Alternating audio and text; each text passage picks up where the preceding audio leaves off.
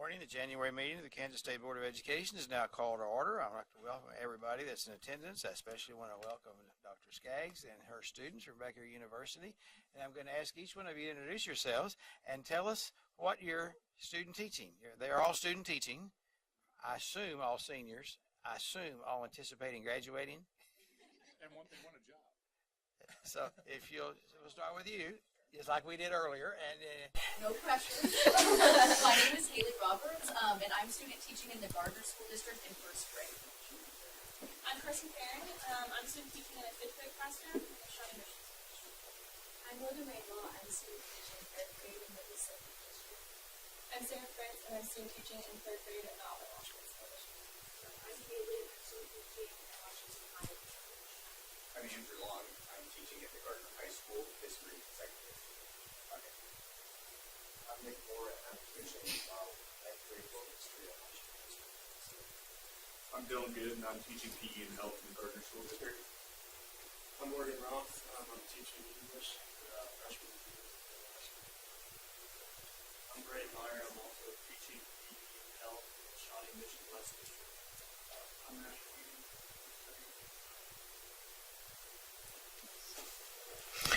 welcome all of you and wish you the best. And I told them that I was going to ask them what they expected, where they expected to be in 10 years, but we won't do that. So I'll not put you on the spot again. We thank you for being here.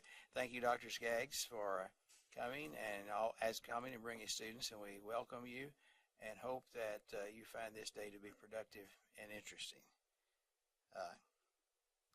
The mission of the Kansas State Board of Education is to prepare Kansas students for lifelong success through rigorous quality academic instruction, career training, and character development according to each student's gifts and talents. Our vision is for Kansas to lead the world in the success of each student. Will you please join me now for a moment of silence?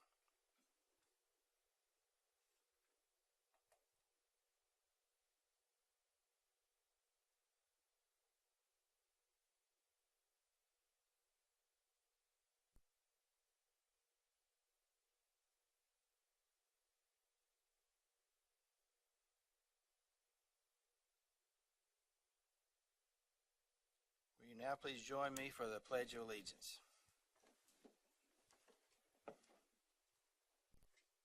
I pledge allegiance to the flag of the United States of America and to the republic for which it stands, one nation under God, indivisible, with liberty and justice for all.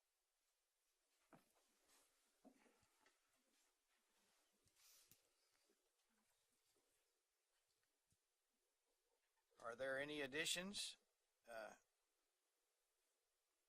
And I missed the first thing on the agenda, which was the roll call. Please indicate that everybody's here.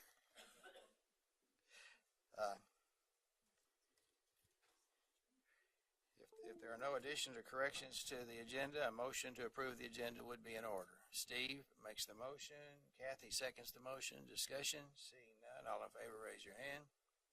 All opposed? Motion carries. Are there any additions or corrections to the minutes of the December 12th or 13th meeting? Seeing none, a motion would be in order to approve Ken and Jim. All in favor, raise your hand. All opposed? Thank you so much. And now we would like to welcome the commissioner. Thank you, Mr. Chairman. You know, when we're seated up there and we're looking out at the audience, it's a different view than when I'm here looking at you. And I've always, commented about the ladies and the gentlemen. But as I look at the gentlemen today, well, got our dark suits on. It look like we're maybe going to something festive this evening. So I appreciate the way everyone looks. I want to take just maybe a personal privilege, but I know many of you know Dr. John Morton, and over the weekend his daughter was killed in a tragic accident, and so our thoughts and prayers. John's here usually with us, and I just wanted to. I know that we would want to keep John and Pat in our thoughts and prayers. Don't know much more about that, but it was an automobile accident. Have many things to discuss with you today. First, we're going to call this the official welcome. of someone. I was thinking, Michelle, maybe you and I have the longest transition to the State Department when you hire someone and they are working another job. But I want to introduce to you Michelle Miller. Michelle, as you know, is going to be taking our directorship of licensure and accreditation. And I just want to have her say a few words. She will still be the superintendent where she's at as we make this transition like I had to, because we want her to honor that commitment. So, Michelle, welcome. Thank you, Randy. Randy and I have worked together. I'm honored to be taking this position, and above all else, I want to tell you all thank you for allowing me to support my school district in the transition. Brad wrote a lovely letter to my board last night, reiterating the fact that that is the #1 priority of the State Department, that I take care of my school district, and I appreciate you allowing me to do that and to transition into this position. I'll share just a quick story. I'm tickled to death to have these kids here today. I spent 3 days for KSDE last week in San Diego at a retention and recruitment summit to discuss issues across our United States and the world, for that matter, in the retention and recruitment of teachers. And the conversation is the same. It doesn't matter where you are. One of the biggest things they want is to feel a sense of belonging and a part of something, and that they are impacting, which fits so nicely with the state's vision right now. So I'm honored to be here. I'm thrilled to death to represent you all and the districts that I have represented in my career at every opportunity you allow me. So thank you so much. Thank you.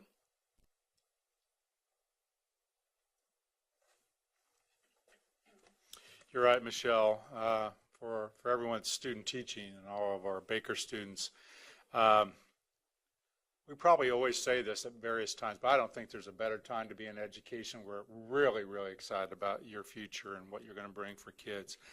You may have noticed that we have been working on our ESSA plan. And so I wanted to just bring you up to date on that, and know that probably as I'm speaking, it's outdated. It's changing very rapidly. But there's a lot of people that have been working day and night and on getting this correct. And you've been reading about several states going back and forth. I just want to remind you, our application was due in December, and we provided that to the U.S. Department of Ed in September, and then we waited, like all the other states. We had a public posting of that back in July for comment on our ESSA plan. And our ESSA Advisory Council reviewed all that prior to going to the U.S. Department of Ed. Now, the reason that was important is because there's been some changes in the negotiations with our ESSA plan since then. And the ESSA Advisory Council, in fact, met yesterday to kind of review those changes. And there, again, may have been even a few minor ones since then. Just a few other things. We've been in consultation with the U.S. Department of Ed since December, when they said, all right, here's the time frame. If you'd like an extension, we did not ask for an extension. We said, well, we'll work hard and make this happen.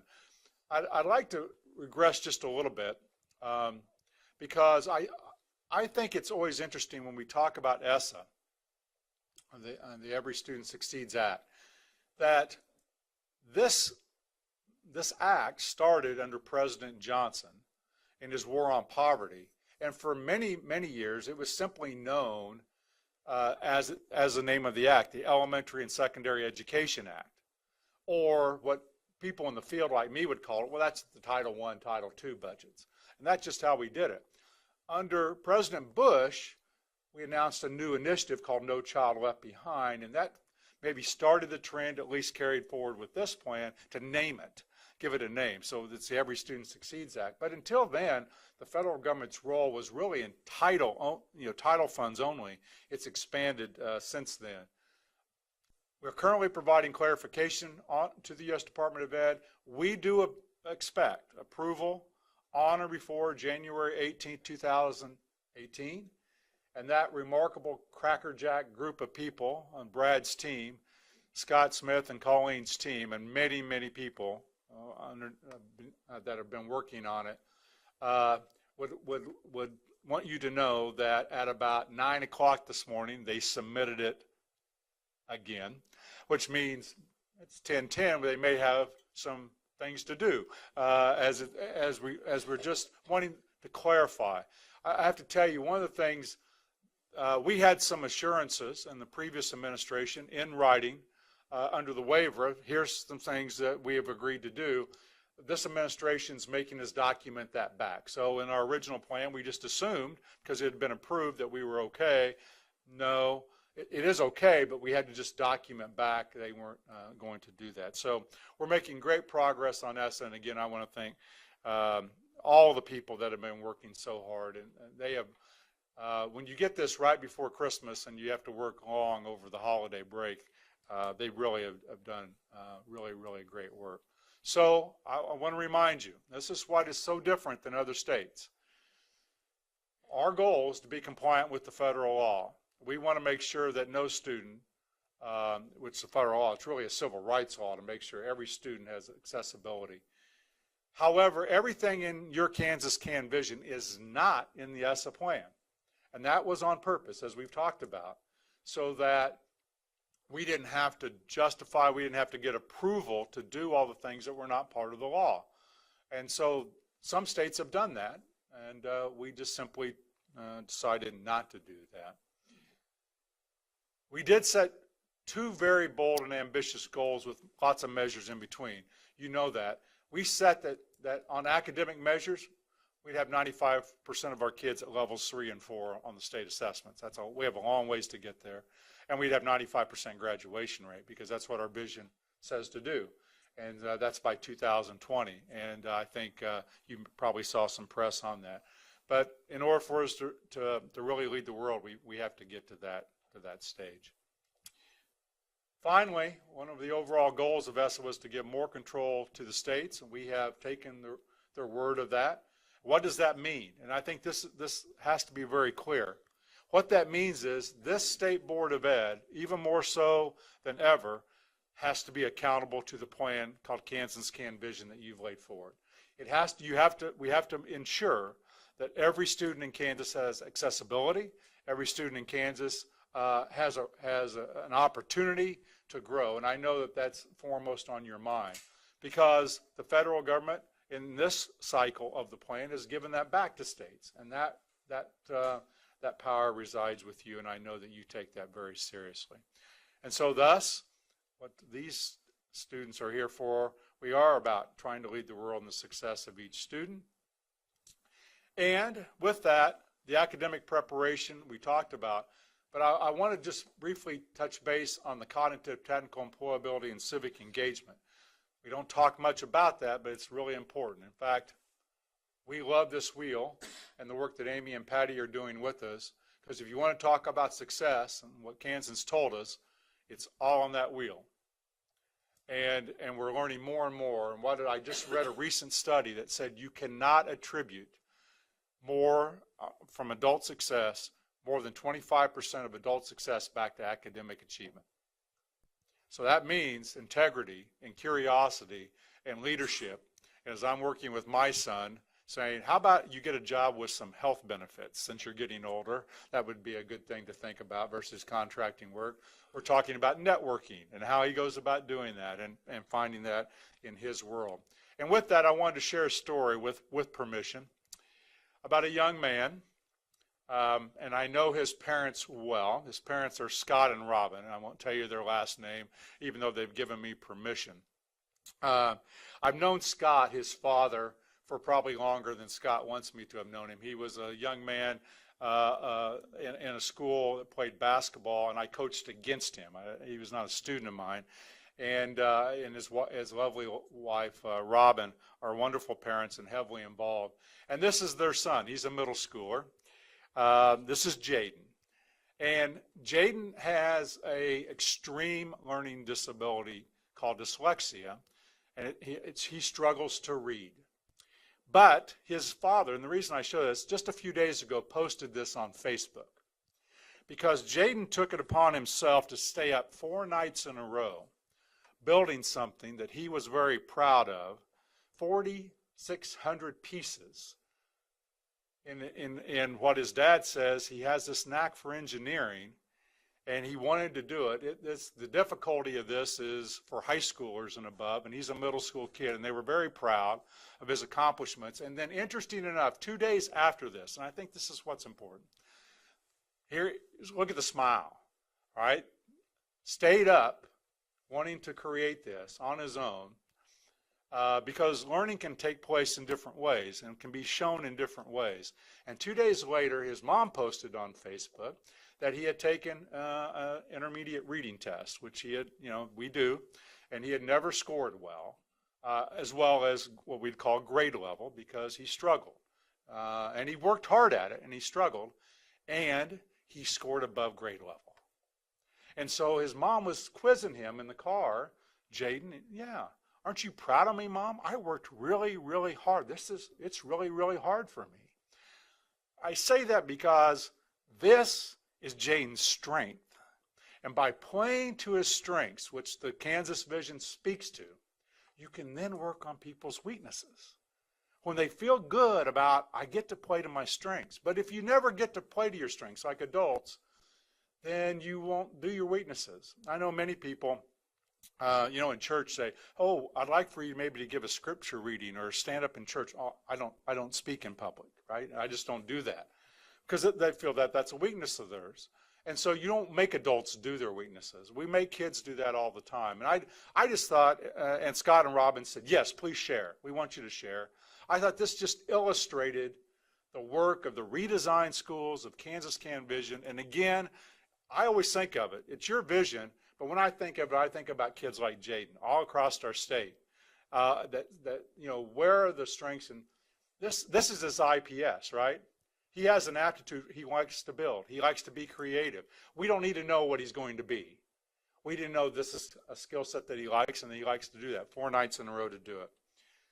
And so, as you know, we have some school districts that have been very involved in scaling up and doing some great work. They're in the pilot phase right now. You probably read a little bit about Olathe, but all of them are doing it in our Gemini districts. And that's why today I'm announcing the next phase. Gemini 2, and I'm a history major, so we're kindred spirits. The spacewalk begins as we announce the next phase in the redesign. It was June 3rd, 1965. For some of us, that doesn't seem very long ago, but it was, Mr. Porter. I'm just letting you know, it was a long time ago. The Gemini 4 mission, part of the Gemini program, remember, it was 2 people in the capsule. We had to learn, can you live in space long enough to get to the moon? We knew we could get in orbit. That was Mercury. Could Gemini live? And so the spacewalk was just to see, what does space do to us? And Ed White, this is him, the first astronaut to be tethered to the command module, set out at 3:45 p.m. to conduct what we called a spacewalk. He's holding in his hand a jet pack that was to direct him. Unfortunately for Ed, it ran out of fuel about 15 seconds into his journey, and so he just used the tether line to kind of maneuver. This was a dangerous thing, and we were all watching our snowy TV, even from the face shield. You see the gold face shield that was because we didn't know if the sun was going to blind Ed and all the things that had to do with that. But it was the next phase of our journey to the moon, the next learning phase. And so today we announce the new application process for any school district in Kansas that wants to join us in this redesign for every student, like Jaden and every kid that we have in Kansas, called Gemini 2. The spacewalk begins. So as you go back and talk to the school districts you represent, you'll want to know, what does it take? What are the timelines? I'll be talking to superintendents tomorrow about this work. One, just like last time, you have to agree to redesign at least 1 elementary and 1 secondary school. Now, I was jokingly telling Mr. Roberts beforehand, we were talking about Spring Hill and many of the school districts in Kansas. When we say 1 elementary and 1 secondary school, for most of our Kansas communities, that is the school district. And that's true of Stockton and Twin Valley of our Mercury schools right now. Each district must provide evidence and have approval by their school board in public with a public vote that this is what they want to do, so that people, the public can give feedback and the school board can have a robust discussion about this. They must have 80% vote of the faculty in those buildings. And they must have a letter of support from their local association. In many locations, that's KNEA, but not all. Those are the three criteria that every district will have to give to be considered in this next phase. They have to be able and willing to completely redesign one elementary and one secondary school around your outcomes and your definition of a successful high school graduate. And you have to launch by 2019. So you get 1 year to design, 1 year to launch. Now, unlike Mercury and our Gemini 1, we're not putting a number on how many astronauts we want to take this time. We want to see the quality of the applications. And we want to maybe take as many as we can. We were talking about a new model of how we do it. But the window opens February 5th, 2018. That's a Monday. We'll have a webinar before that for every school district that wants information about it. But I would encourage all of the districts you represent to consider this. The deadline's April 2nd, so that's the window, February 5th to April 2nd. Last time it was over the summer. Did you hear about that? Did you know teachers don't work in the summer? We're going to let you guys, and by the way, we let you have some evenings off, okay, just if you don't know. So this, and that hurt us, right? I mean, we still had 29 school districts, but we knew that was difficult. This is during the school year, so there should be robust discussion about it. And the Gemini school districts will be announced here at the state board meeting on April 17, 2018, as we'll celebrate they're getting ready to prepare for their launch. We are in the process of working with many partners on developing what we're now calling a Kansas Redesigned Flight Manual. It's the book that's going to help what this is going to look like, a guide, Gemini 2 in the redesign. And we're going to give individualized support like we have in Mercury, only in a little bit more of a regionalized way, so that we can scale these up in 1 year, and that will start in the fall of 2018. So we're excited this morning, and Mercury and Gemini have led the way. So I don't know, someone said to me, it's okay if we weren't in the Mercury because that Saturn rocket was so much better than the Atlas rocket that they had in Mercury. And we remember Alan Shepard and John Glenn and those Mercury, and we're going to get to hear a lot of what they're doing over the next several months. But we also remember Neil Armstrong and the Apollo and the Gemini missions too, because everyone was important in our learning going forward. So that's where we're headed. And we wanted to take time today to announce that. I would be happy, Mr. Chairman, to answer any questions that you or the board may have. Questions from Sally? Of course I have a question, Commissioner. Can the recommendations and the application process, what you had up on the slides, be condensed to where I could send that to superintendents? Yes. Okay. We have that. Peggy can make that accessible, the whole PowerPoint slide. There's no video in it, so it can easily be sent via email. The PowerPoint, or just condense it to where it's all on one slide? We do have a fact sheet that we can send out too. I'm going to speak to the council superintendents about this tomorrow, and then we'll start putting together everything on our website to have it ready to go well prior to February 5th. Okay. Just wondered how we were doing that. Ann? There we go. Thank you. Back to ESSA. Is there anything that we changed that school districts would go, oh my gosh, or that we would recognize as a major change, or would you consider them all minor? Well, how about in between? And I don't think school districts are going to go, oh my gosh. But we're looking over 4 academic domains in graduation, and then we averaged those, to come up with a score. So it was more about how they want to interpret how we have to come up with that. And so it was substantive change, but not earth-shattering to the point that I think anyone's going to go, oh, well, that's not what we had in the original. What we still had in the original is still what we're doing. It's just the way we had to calculate it. They wanted us to calculate it a little bit differently. You're talking about the goals we reach by like 2030? Yes, yes. So is there a different graduation rate or No. a number that has No, to reach no. above grade The level? number's the same. Okay. It was a matter of how it was calculated, how they wanted to come up with one score, which is a matrix of all 4 of our measures. So there were things like that. Okay. And we're still negotiating is not the right word. It really is a back and forth as the federal government doesn't want to dictate what to do. So sometimes we're trying to guess. They have in mind what they want, but they don't want to tell you what to put in the plan. So we're trying to make sure that it meets their needs. And we're very, very close. And I think the team would say, well, we submitted it and we're done. But my guess is we'll still have a little bit of cleanup. But we think by the 18th, we'll be there. Okay. Yeah. Thank you. And every day, there's a little bit of this going back and forth. And so there's draft after draft after draft. And I shared with you in the Friday notes, some updates. But really, the changes to an and a chart needs to be included to describe it, those type of things. Ken Willard.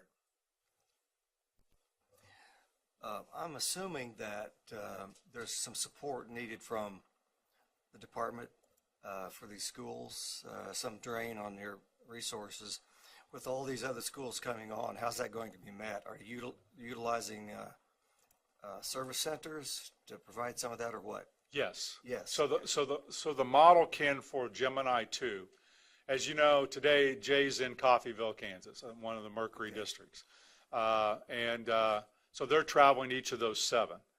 It's fairly labor intensive, but they're spending quality time one-on-one.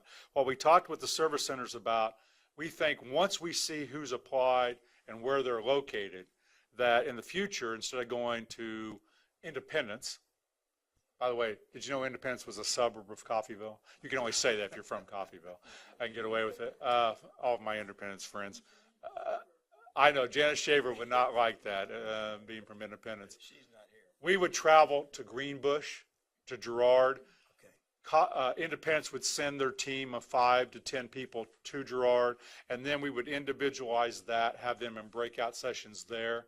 So it maximizes our travel time. They have to travel a little bit, so South Central, ESDAC, Southwestern Plains. We would travel the service centers. We would use their staff along with Jay and Tammy, and we would individualize that and work with them on the plan, just like we are with the Mercury districts. Okay. Thank you.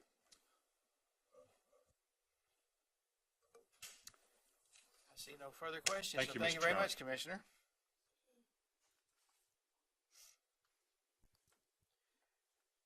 I now declare the Citizens Open Forum for the Kansas State Board of Education meeting open at 10:27.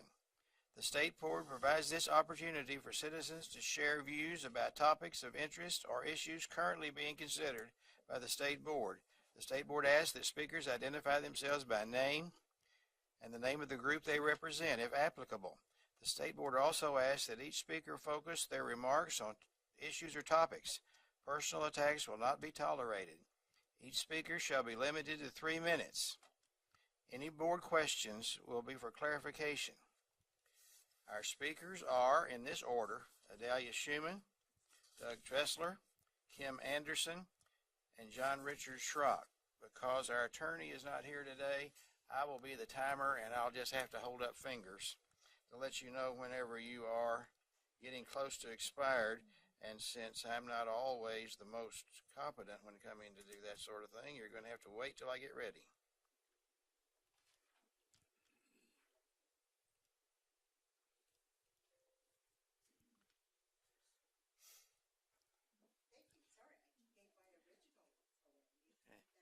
You,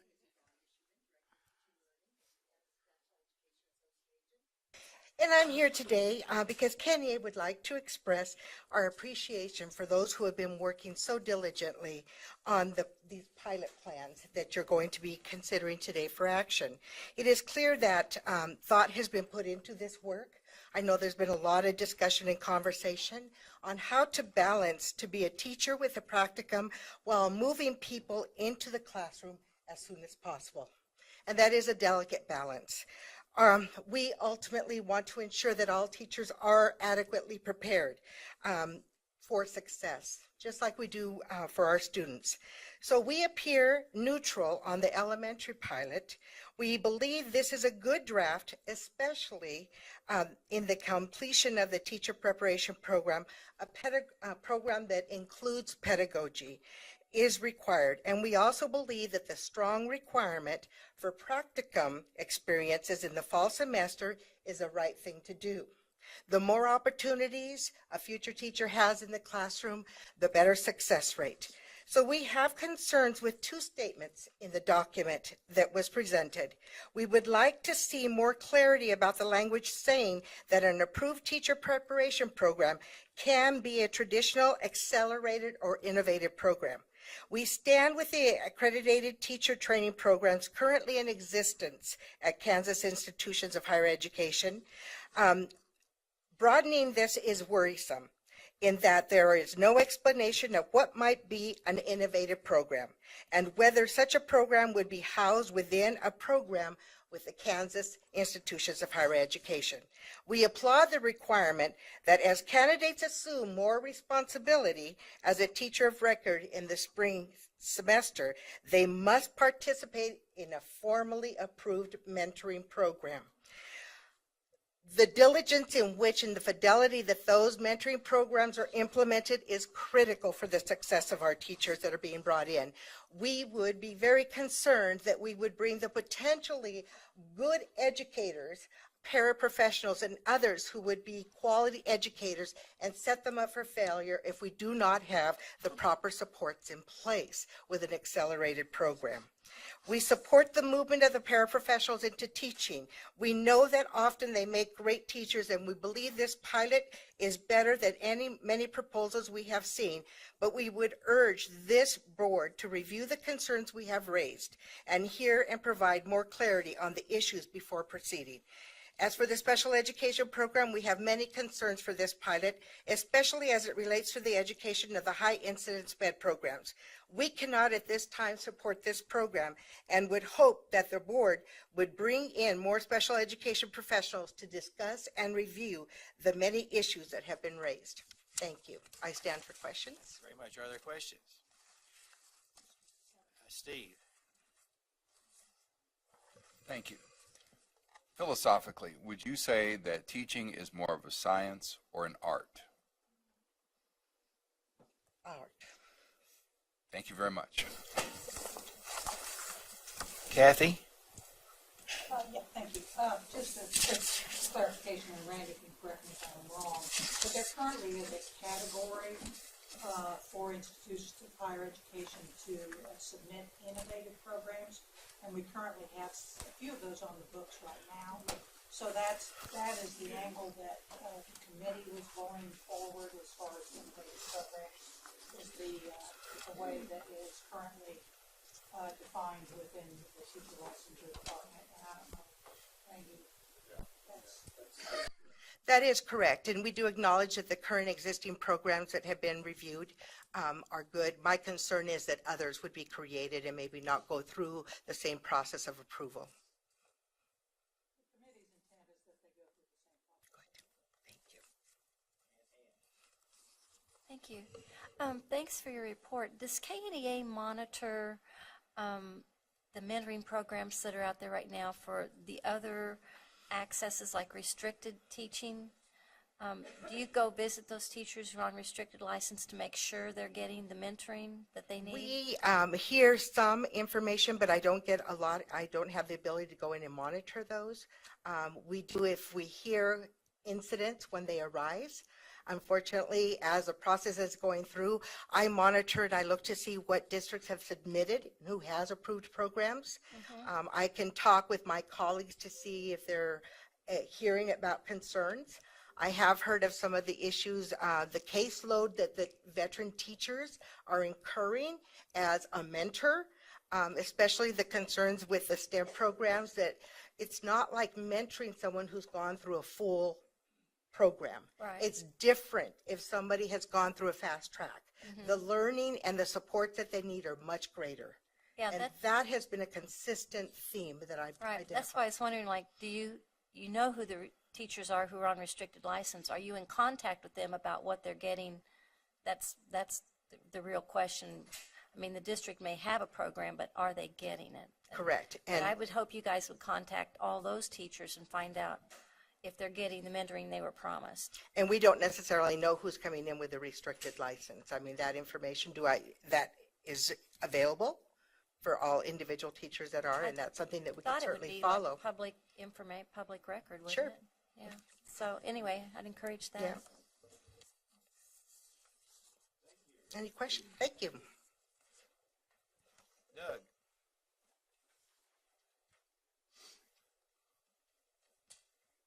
Now the official timer is here, so. My name is Doug Tressler. I'm the Director of Special Education for A&W Special Education. State board members, Commissioner, Chairman, thank you for your time. I continue to be concerned with the plans for the special ed pilot in lieu of conventional training. Paraeducators possess only a bachelor's degree, do not have the training necessary to develop appropriate interventions. Underqualified personnel are not prepared for the workload of managing a classroom while continuing to participate in an intensive training program. This plan's lack of commitment from the Department of Education for funding and standardization diminishes potential for success of the participants. The special education teacher is responsible as an IEP team member to develop appropriately challenging goals in light of the student's circumstance. The requirement for a free and appropriate public education require a level of expertise that a practitioner without intensive pedagogical training simply does not possess. Development of appropriate goals and effective interventions requires that the special education teacher have highly developed skills in the assessment, diagnosis, and instruction of individual student skills in the specific areas of reading and math.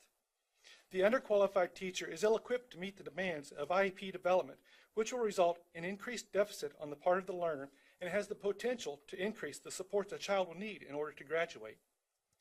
The requirements that recipients of this license continue to complete 6 to 9 hours of coursework while managing a class they are not equipped to teach is, in my opinion, unrealistic. This is a recipe for failure. The overloading of an underqualified individual with the combination of a demanding workload and a formidable classroom responsibility is an unethical expectation. There are already 13 pathways to the classroom. When the special education alternatives of waiver and provisional are added to this, that equals 26 various ways into a special education position. We cannot claim to advocate reformation while we continue to compromise the requirements to teach in special education by making the credentials more common. Reformation and common practice are mutually exclusive efforts. If you choose to implement this initiative, its success will depend upon the inclusion of strategies designed to support the administration of qualifying personnel. The State Board must call for stratification of the reimbursement guide that will mediate the district's responsibilities for mentors and increase personnel costs during the second semester. The State Board must also work to define the specific standards and processes for mentoring special education teachers apart from those designed for general education teachers in order to ensure these teachers are demonstrating those competencies required by IDEA in the provision of a free and appropriate public education. Our special education students deserve teachers who have the skills to deliver an education that supports their appropriate progress and inclusion.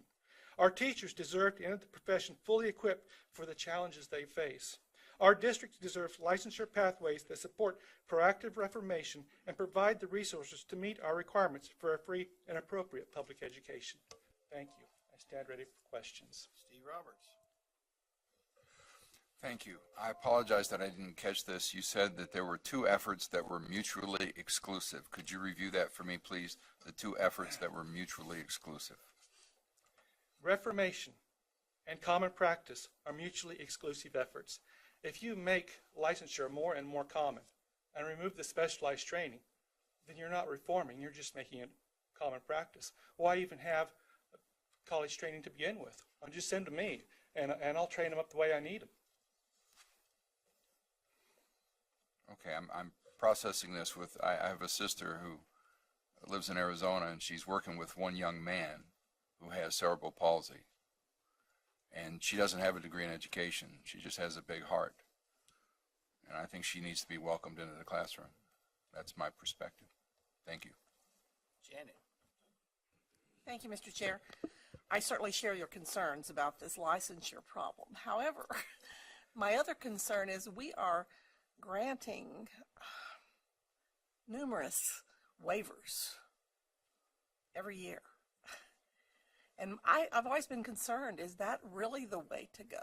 You know, or should we do maybe this alternative route? So do you think that just continuing with the waivers is the way? Because the waivers have always concerned me because we have such a large number of those. Well, that is a concern that we have a large number of waivers. Currently, 46% of my staff have 3 years or less experience in the classroom. So I'm managing a large group of people with waivers. It is difficult to get them the training they need and to reinforce those strategies they need to use for special education. But having that framework of pedagogical training from a university, especially in reading and math, is a prerequisite for specialized instruction. If teachers in those positions do not know how to read the assessments, how to give those assessments, how to interpret the data, then they cannot create good interventions. It really puts the burden of the university on me. As a director of special education, I find myself having to teach my employees how to do their job. I'm not just hiring people that can go in and teach. I'm hiring people that I have to go in and teach how to teach. And it's doubling my workload. Well, I'd just like to assure you and everyone here that I don't think there's a member of this board that does not want quality teachers. I mean, we want to maintain quality while filling these vacancies, you know, and it's a really difficult balancing act. So, thank you. Kathy. Thank you, Mr. Chair. Are you going to be able to stay and listen to the presentation today at, I think it's 11:30 or so? Because I think it will allay some of your concerns. Yes, ma'am, I'll be here. Okay, great. And then afterwards, if you have questions, please let us or someone on the committee know. Because we have discussed a lot of your concerns on the subcommittee, and feel like, number one, this is going to be a lot better program than the waivers. So then I hope you're able to listen to that and then visit with us afterwards. Yes, ma'am. And full disclosure, Doug and I have discussed this. Do you have suggestions about how to solve the problem other than? Yes. I mean, number one, if I could hire a retired teacher without penalty, that would be great. Number two, if I could get reimbursement for mentors, so I could take experienced teachers and put them in mentor positions so that I can have an experienced teacher who could supervise these waiver teachers or anyone through an alternative licensure. That is critical. And I think that is something that goes along with this plan. It's not like I think this plan is totally wrong, but I think we need to have these steps in place. And so giving me direction in the form of this is how you use your money is a way for you to convey to me, as a director of special education, we want these people in the classrooms, but here is how you support them with mentors, with training. You know, that would be my suggestion for a solution. Okay. And have you communicated your concern, your need for retired teachers to? That's more legislative than us. Have you communicated that? That need I have not. Okay. Well, I have, but Thank you. But you might address that also. Thank you very much. Thank you. Kim Anderson is next, followed by Dr. Schrock.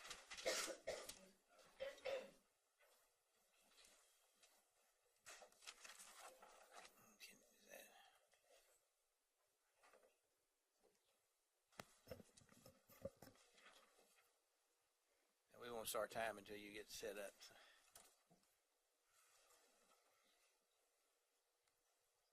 Okay. Hello, I'm Kim Anderson. I'm representing the Kansas Association of the Deaf.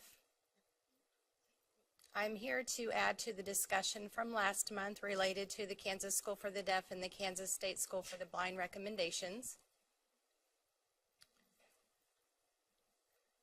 We, of course, would not expect you all to be the experts in deaf education. However, we would expect that you would consult with people who are experts in deaf education and deaf experiences. We are aware that you have tried to consult with KASB.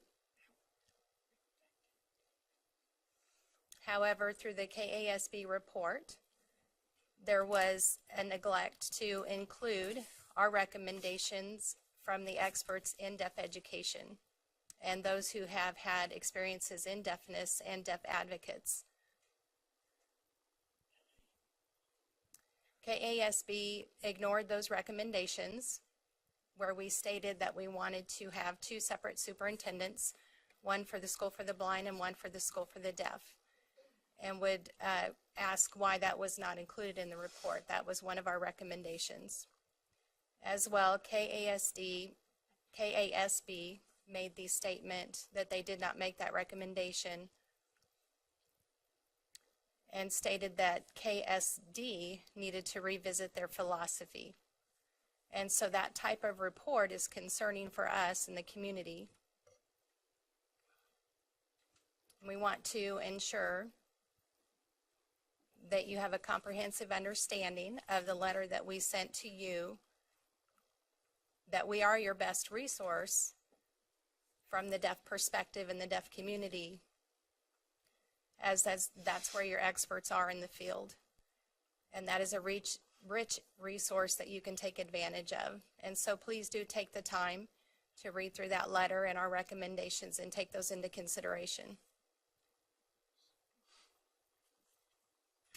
And please know that it is rare to be able to hear from us because it is difficult for our voice to be heard in the community, especially within the general system.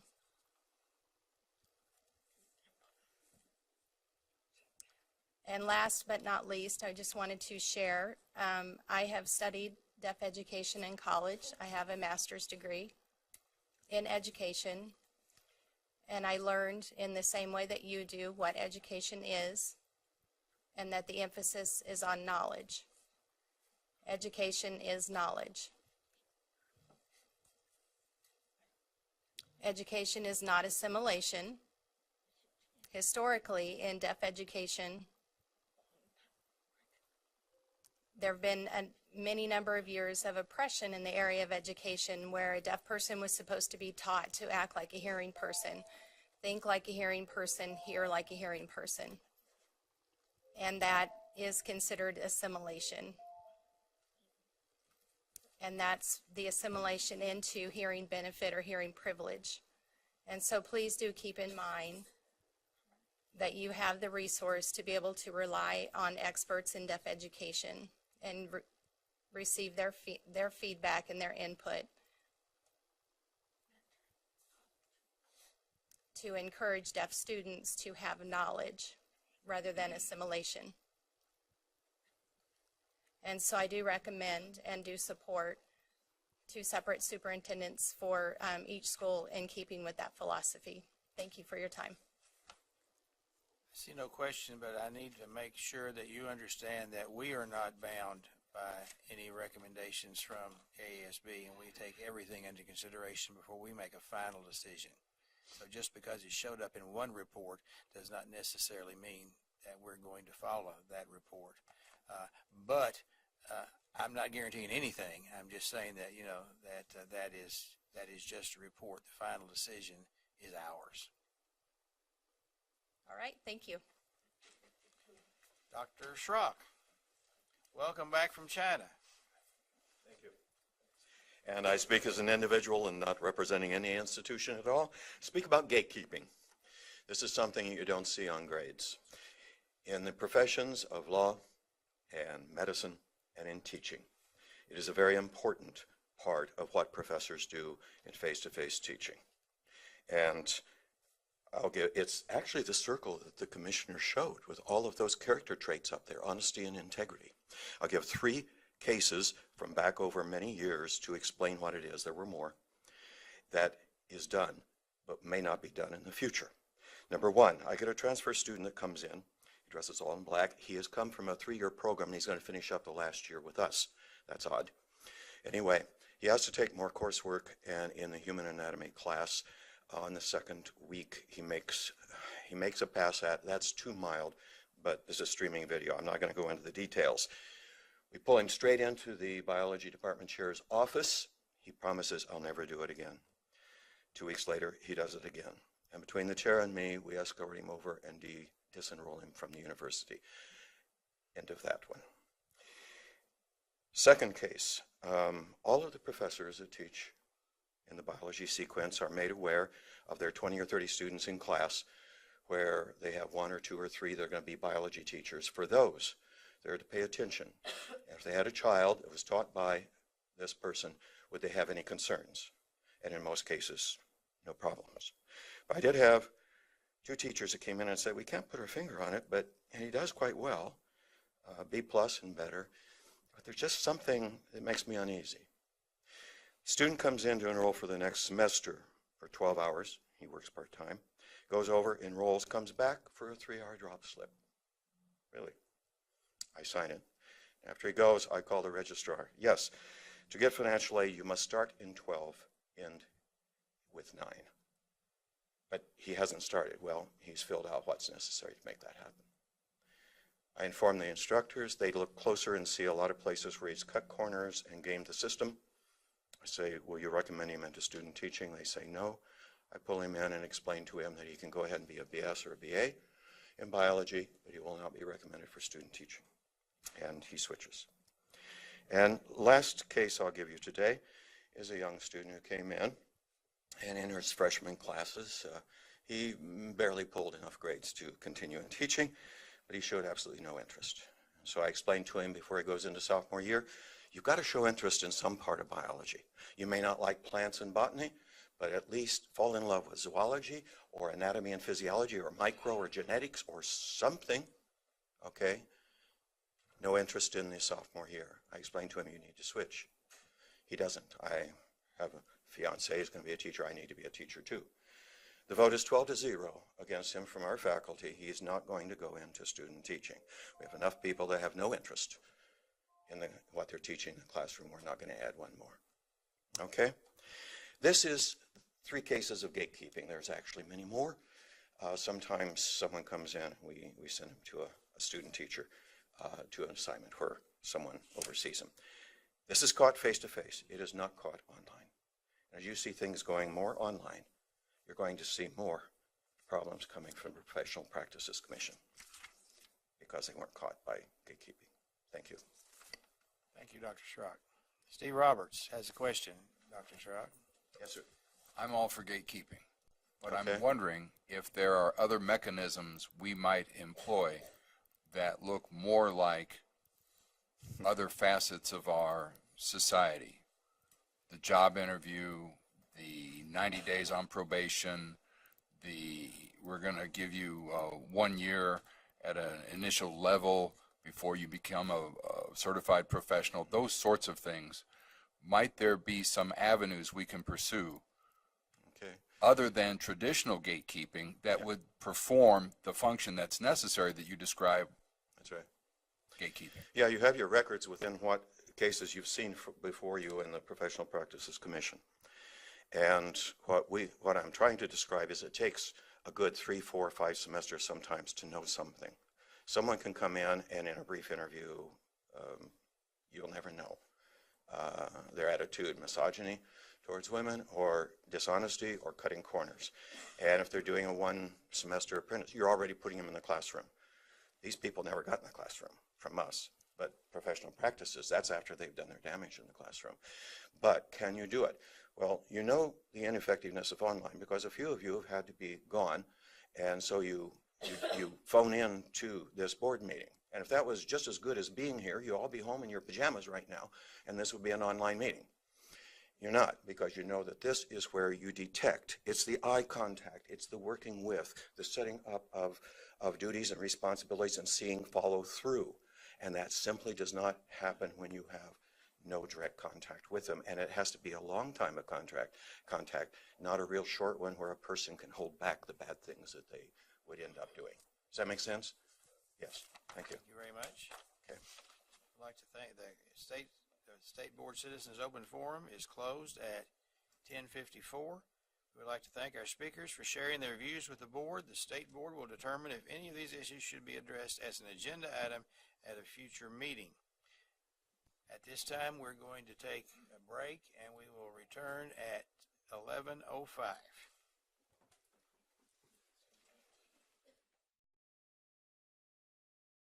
To reconvene.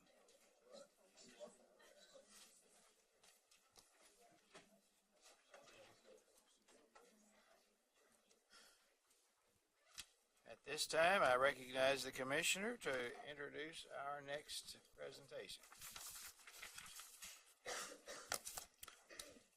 At our last meeting, we started a process of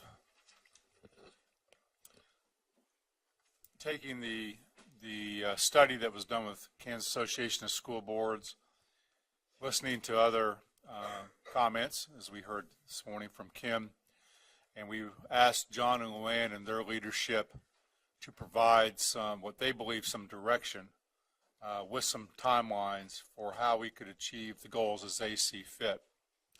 I think all of us had hoped, I say all, Luann and John and I, had probably hoped to present to you all 4 goals that they're working on and a nice strategic plan with timelines.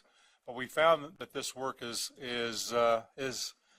time consuming and difficult. And so what we are presenting to you today is they will take each goal and present one a month to you and ask for your approval of that goal. And you'll see that goal number 1, which is a restructure of administrative structure and a savings of administrative savings, will feed into goal number 2, which is outreach and services, and they'll feed into each other.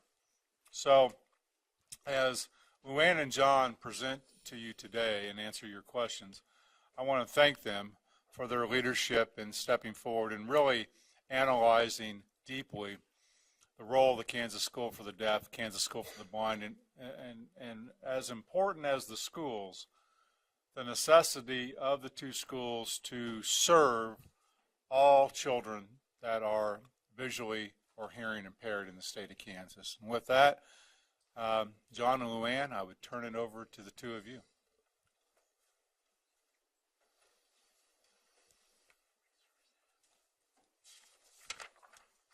Good morning to you all. Thank you, Commissioner, for the introduction. Board Chair, thank you for having us today.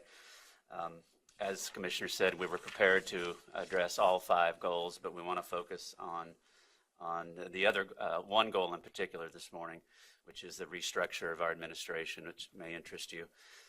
Before we get to that, however, we want to first address the desire for enhanced communication between the school leadership and the board. That's been made very clear that the board desires that, and we would like that too. This slide outlines what we are doing, what we intend to do to accomplish that goal. So first, we provide weekly updates to the Commissioner, Dr. Watson, on each school's weekly activities. And we submit quarterly reports that are organized around the goals that we have established. We understand that we are to immediately contact the board, liaison, and/or legal counsel in the event that a situation arises on campus that would require your attention. We intend to conduct strategic planning sessions with school stakeholders to implement the goals and improvement plan that the board approves. And we understand the board would like a different approach to the board visits in the spring, and we would like to accommodate that request too. Finally, both Luann and I meet regularly with Dr. Watson, as he said, to provide information and updates on our progress.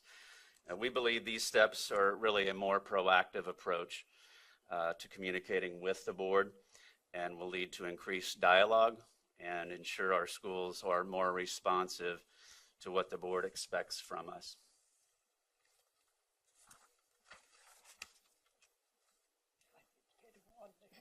As indicated on the slide, KASB made 5 recommendations, and we covered the recommendations last month to the board.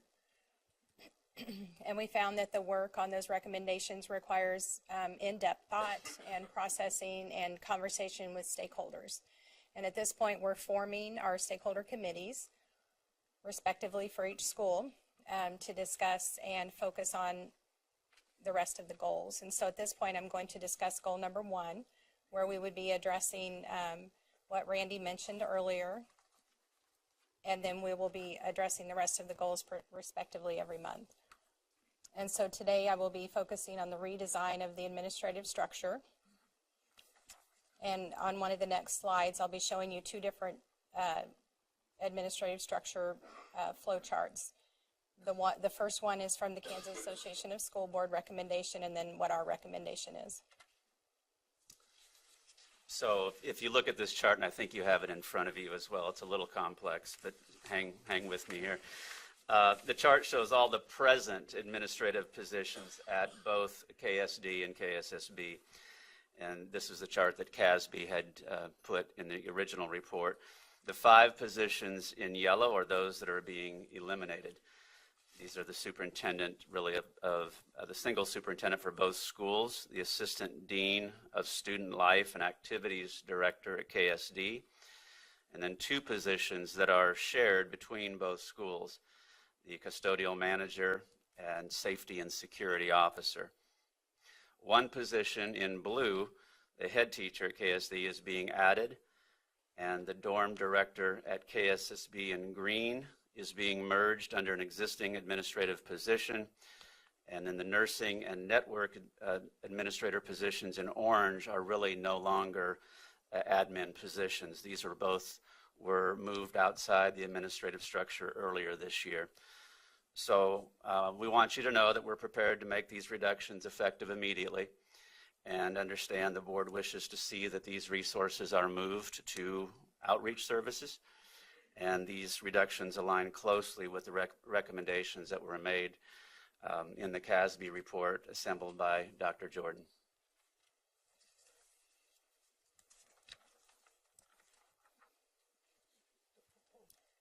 The next chart is the proposed structure, and I'll give you a moment to look over that before I start referring to it.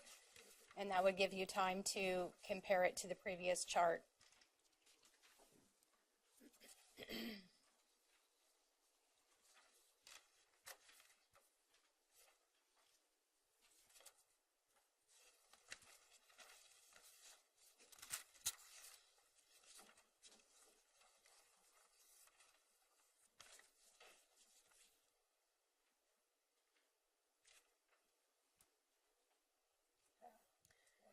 So the proposed chart is what we are recommending upon meeting with Commissioner Watson. Each school would have its own superintendent, and what you will see are dashes in between both of the superintendents to indicate the commitment to the board that we will continue to communicate with each other, meet on a regular basis, and ensure that both schools are aligned and on the same track together. There may be some differences in the appearance of it, but the things that are relative to both schools would continue to be shared as far as administration. The areas that you see in blue are for the Kansas School for the Deaf. The areas that you see in yellow are for the Kansas School for the Blind. And then green would indicate our shared staff that supports both schools. At the Kansas School for the Deaf, at this point, we have 4 positions in Tier 2, and that is 2 head teachers, and I'm aware that KASB the report had recommended 1 head teacher at the Kansas School for the Deaf. However, with the types of support that our students need and related to school safety, I had recommended that we keep both current head teachers at the schools. And then the next was the student life dean, and then the outreach director. And the Kansas School for the Blind has 2 positions in Tier 2, and that gives us a total of 13 positions in administration. And that indicates the 6 positions that have been eliminated from the previous slide. Our total savings from the reduction of those 6 positions at Kansas School for the Deaf is $353,336. And for the Kansas School for the Blind, the total savings from the eliminated positions is $125,000 and $427.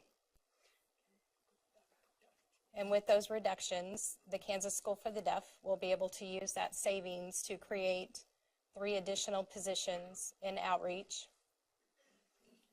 And the Kansas School for the Blind would be able to create 2 additional positions in outreach.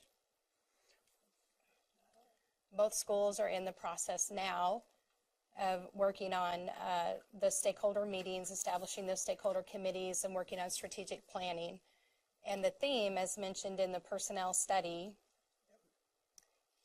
to look at the common areas of needs. So that would be the collaboration, the cooperation, and the knowledge and outreach, community engagement, and then professional development and support. And most of those themes are related to goal number 2, which is where our shifted resources would be going to allocate those positions into outreach. At this point, we would welcome your questions.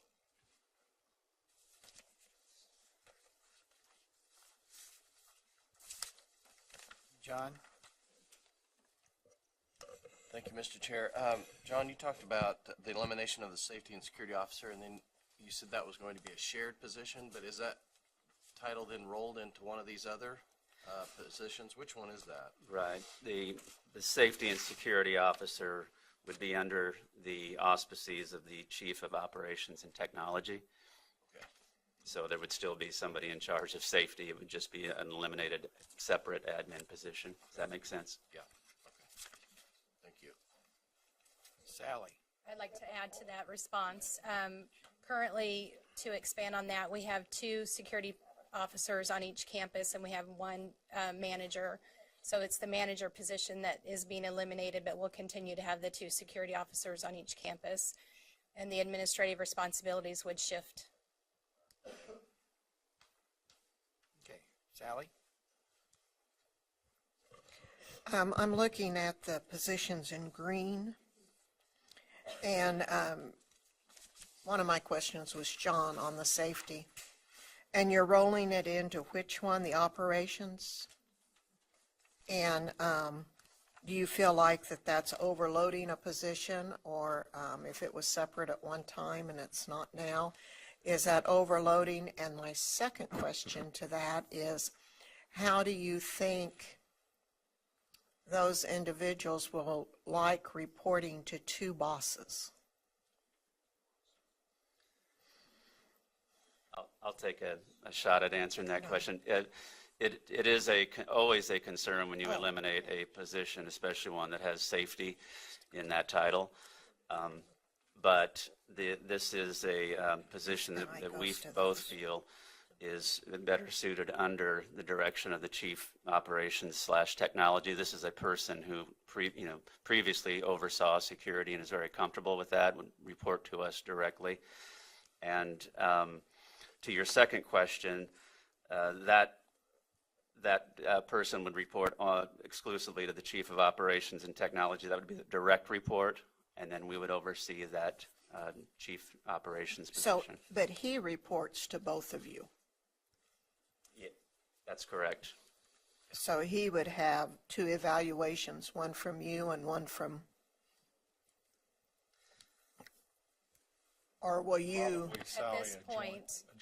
At this point, Joint evaluation. we did a joint evaluation for this year. We met with those people that have shared responsibility on both campuses together. And anytime there's a meeting with shared staff, John and I would be in that meeting together. And it is difficult to have that, to be in a position where you have 2 leaders that have 2 different leadership styles. However, we are committed to doing our best to be consistent and be similar in our approach to working with those staff. May I follow up? So what I see that we're doing is we're taking the, quote, superintendent over both in an organizational chart. And we are, instead of being over and then you 2 under that, we are taking that position and putting it under the you 2. Okay. as long as we all are agreeing. Kathy? Thank you, Mr. Chair. I want to thank you. I know this was a lot of work. To me, the new organizational chart looks very efficient and effective. I think you have great potential there to work collaboratively and meeting the needs of not only the schools, but also the additional children out throughout the state. So I know this is a lot of hard work. So I would imagine other board members feel the same, that we appreciate your work. This looks to me like it will be an efficient organization for you guys to work with. So I don't have any question. I just want to compliment you on your hard work. Thank you. Don't answer my question. On the people that have shared responsibility, which one of you is going to be the favorite? Don't answer that. No comment. What I'm going to, sometimes whenever you make a statement, it is interpreted as being advocating for something. This is not an advocacy. This is just simply a question. Yeah, the blue light's on. I'll talk loud. I'll use my school teacher voice. This is, this may be an inappropriate question, but at one time I was a superintendent of a school with 1,800 kids. I was also the finance director. I was also the human resources director. We also have resources here in this facility that are experts in both of those areas. Has any consideration been given to combining, not necessarily combining, but approaching those services in a different manner? Are you referring to the superintendencies, a single superintendent versus two? No. Sorry. I'm referring to the finance and human resources function. No, I'm not referring to them.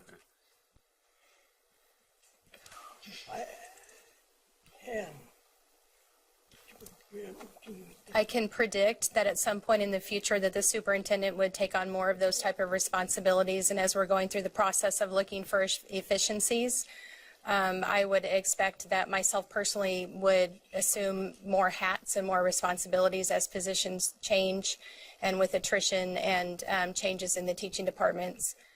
I believe that we could continue to look at positions in the future and assume those additional responsibilities. The other thing I'd like to mention is we did discuss this with Commissioner Watson, the desire perhaps to have a meeting among KSDE representatives and our representatives in these areas to see, are we being the most efficient, or are there recommendations that we could implement that we're not considering? So I appreciate that comment. I just wanted to make sure that at least that discussion was held. And I'm not recommending anything to change. I don't see any other questions. Does anybody else have any questions? If not, to follow up what some of my colleagues have said, I want to thank you for your hard work. I actually look forward to your monthly presentations and believe that if we all work together, we can we can make sure that we're meeting the needs of all students in Kansas. Thank you very much. It is an action item. So we are approving this goal. By that, are we approving this administrative structure? Yes, you're approving the administrative structure. Okay. And would you repeat the savings?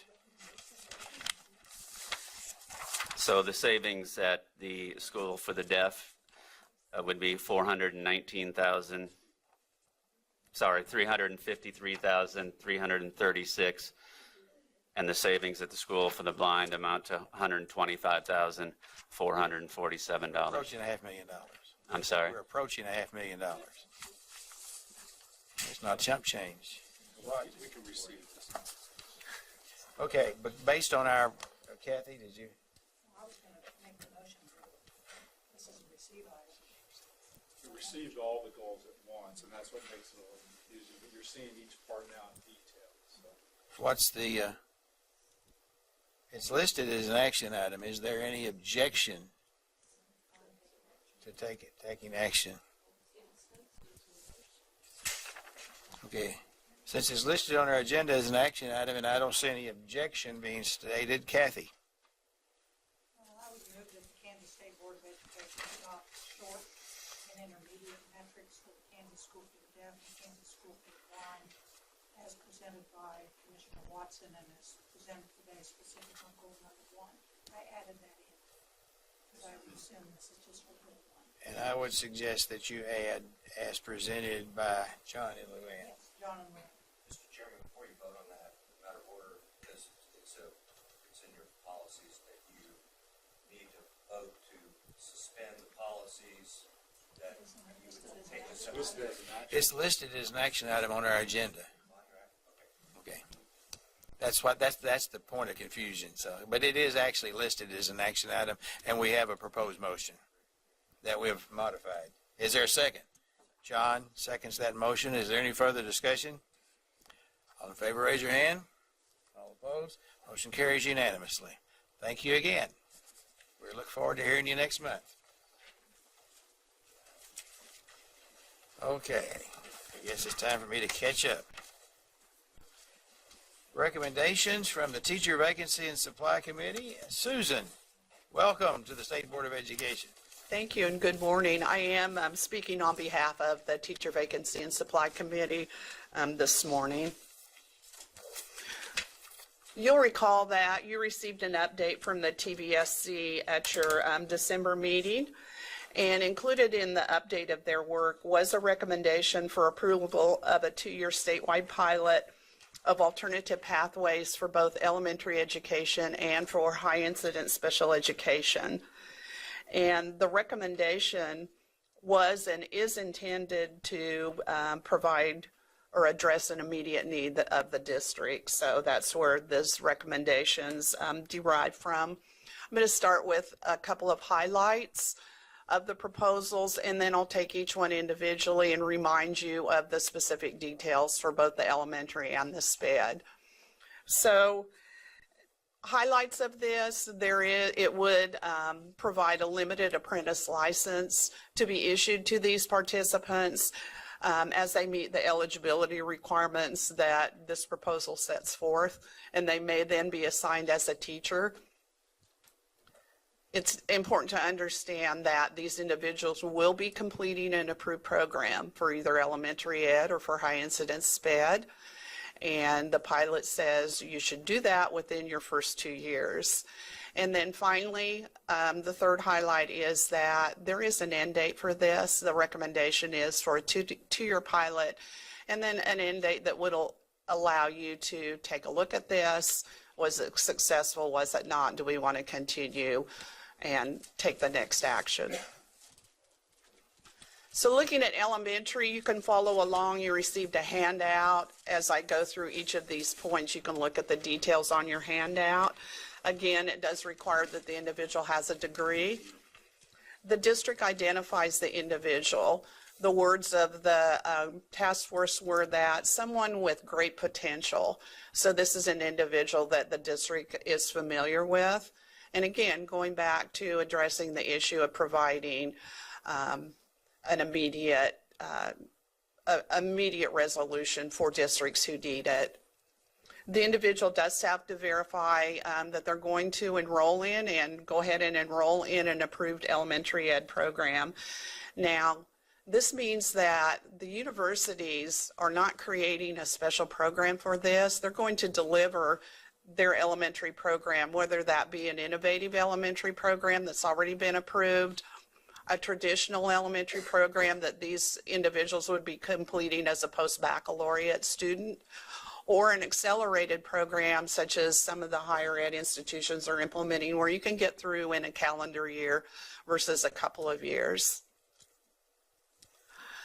The first semester of this program, the proposal says this elementary candidate needs to complete a field experience, and while they're doing that, they should be enrolled in at least some of the coursework from that approved program. The proposal doesn't specify how much coursework. So this is the one way to have that individual with a degree get some experience in a classroom. They will be supervised by the higher ed institution. the proposal says that they should get some experience in both that primary part of elementary and the intermediate elementary levels. They should be under the supervision of teachers while they're gaining this field experience. And then once they complete that first semester, then it's that point where they would be issued a limited apprentice license, would continue in the enrollment. The district would start providing them with the approved mentor program, and they teach while they're finishing the requirements of the program that they should be able to complete within 2 years. Special education, when you look at this at parallels, it looks fairly similar to this. The difference being, again, the district identifies this candidate. They do have to have a degree, but the intent is that they already have a year of experience as a paraprofessional. So again, they verify enrollment in an approved program. That first semester of the program, they're expected to continue as a para while they complete that first 6 to 9 credit hours of that approved program. And then it's following that spring semester or the second semester that they would be issued the limited apprentice license and then complete the program within 2 years. One thing you may have noticed, the name of that license was tweaked a little bit. The task force felt that the limited apprentice better reflects that these really are apprentice teachers that are still going through their program. So the rest of the details you can see on your handout. But just as a reminder, the task force, these are some of the positives that they identified for this recommendation. Again, it provides flexibility of districts to choose qualified candidates, so it's a good way to grow your own. It does allow a degreed individual to become the teacher of record after a semester, so again, identifying that immediate need for districts. It also, the minimum bar, it says you have to at least have that degree to enter this program. It does provide at least a semester of experience in pedagogy before they're placed in the classroom as the teacher. And then there's flexibility in candidates choosing the program, providing a way to a license, provides a career path for paras and so forth. So with those reminders, the requested action would be to approve the recommendation of the TVSC for a 2-year pilot of alternative pathways for elementary education and high incidence education, including issuance of a limited apprentice license to eligible candidates. Okay, Kathy. Thank you, Mr. Chair. Susan, could you explain this? We've had conversation on many occasions about the waiver process. And waivers not only for special ed, that just happens to be a hugely highest number. But could you explain the difference between what a waiver would look like and then what this program, this limited apprentice program in special ed would do? Sure, certainly. If you'll recall, a waiver, all of those individuals are already licensed teachers, so they already have a license for general education. So the special education becomes an added endorsement area for them. A waiver is you, the state board, giving permission to a district to place that teacher in an assignment for which they don't yet hold a license. It does not give the individual a license. But again, the main difference is you're talking about somebody that's already a licensed teacher versus this recommendation that says, we're going to allow you, because you hold a degree and you have experience as a para in a classroom, we're going to still hold you to the program. But your background, you're approaching it from a different way. I have a follow-up question, Mr. Chair. Go right ahead. So the limited apprentice program is designed to be completed within 2 years, although somebody could request an extension. Yes. But the waiver program, yeah. How long are we talking there? Well, a waiver, because it's not a license for the individual, the district can request a renewal of a waiver for up to 3 times, so a total of 3 years, as long as the individual makes progress, meaning takes at least 1 class. So technically, you could have an individual teacher on a waiver for 3 years if they take one class a year, and then they can move to a provisional license for SPED. That's for 2 years, and actually could get 2 more years. So they're spreading out that program over the course, technically over the course of 7 years. Okay, so to complete the full licensure Correct. requirement through a waiver, it could be up to 7 years. Correct. And this program would be 2 years with a possible, because I want to add that, with a possible extension of 1 year. Right. So these folks would get through the program much quicker. Correct. Okay, thank you. And 3 years would be the maximum under this arrangement if you can only ask for one year extension? Yes, I mean, that's the proposal, that based on extenuating circumstances. Thank you. Ann? Thank you. I have several questions, if that's okay. How many hours is required under each of these? When it says you have to enroll in an approved elementary program or an approved program for high incidence, how many hours are each of those programs?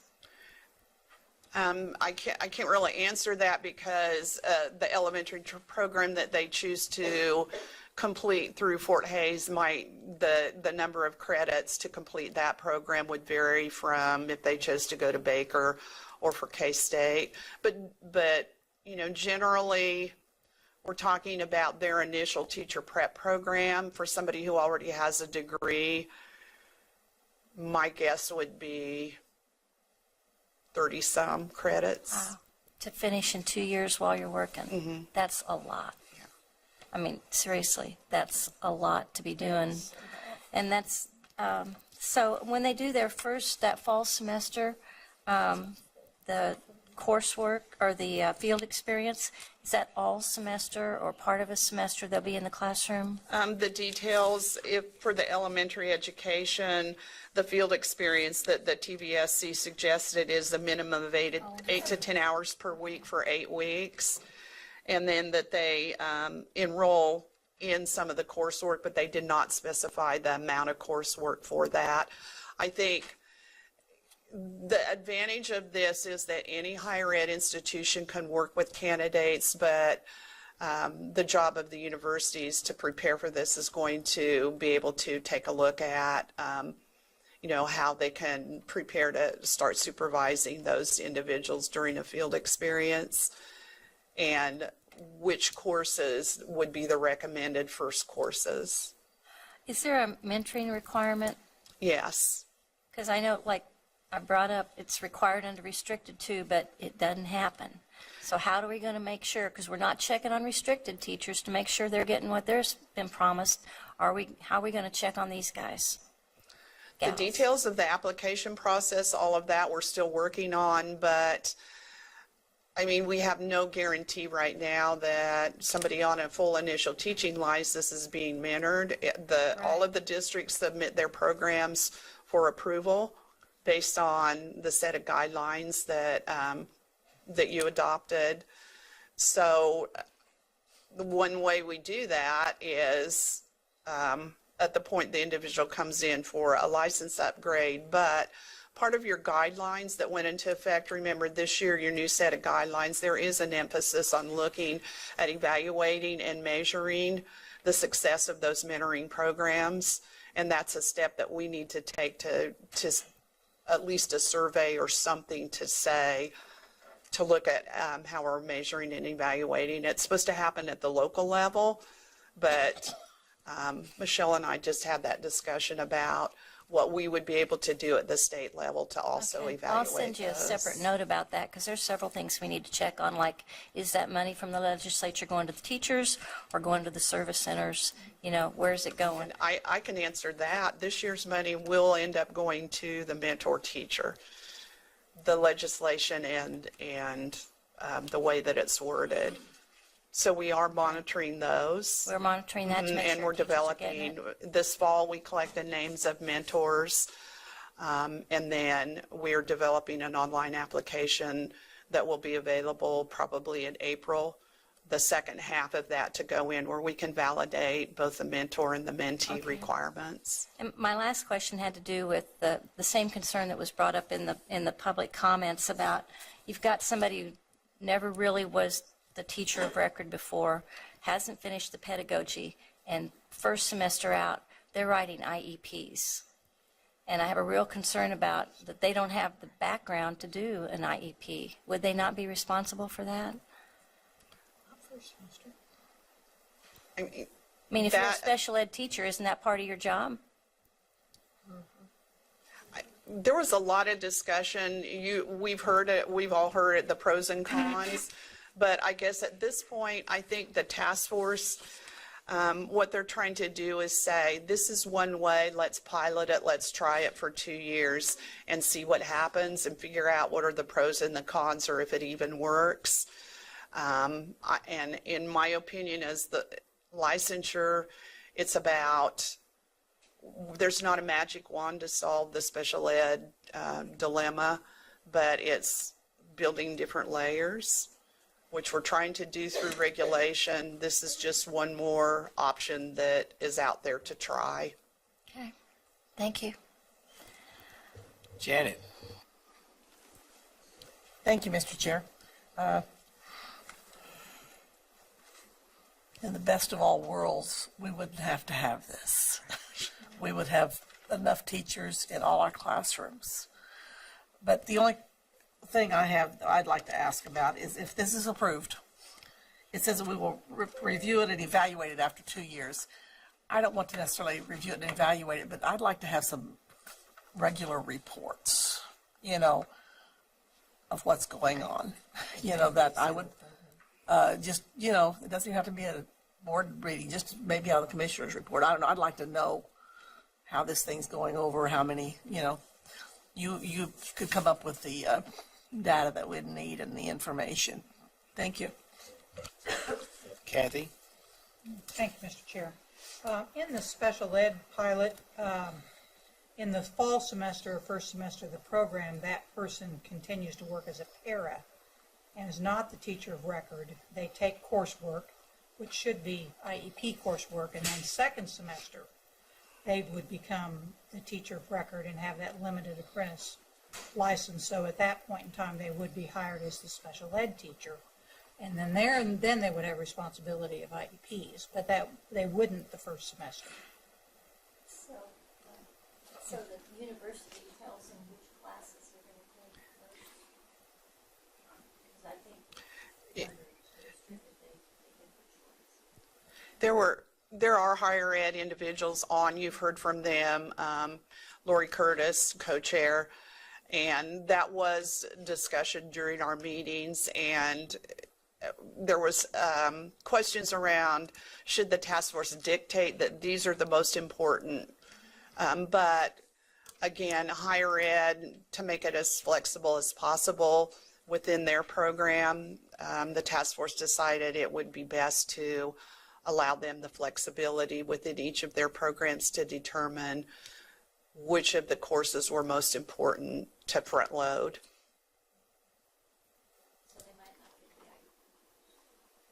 Well, it has to be based on the standards. I mean, they have standards for their program, and so what courses that they do has to be based on the standards that we've already approved. So, And you've already end up in this particular, in the SPED, and again, their program will be designed on standards. So the SPED program won't be 30 hours. We thought it might be 15 to 18, but it depends upon the standards. So it is not, it's not the full elementary. Now, the secondary folks might have to take some content or take some content tests, but it wouldn't be necessarily the full 30 hours. Am I wrong there, Susan? I think it remains to be seen. Yeah. You've approved all of the high incidence programs that are out there, and they vary somewhat. They vary if the university has built those as master's degree programs. I doubt though, it remains to be seen which universities will jump right into this.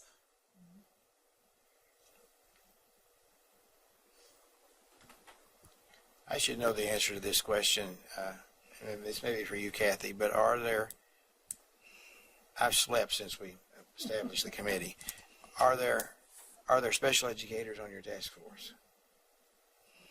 Yes. Yes. The co-chair, Deb, who's presented to you, she's director of SPED, and went out of my mind, but she's the actual director of SPED. And where in the academic process do you teach how to do IEPs? That's probably a higher ed question, but Yeah.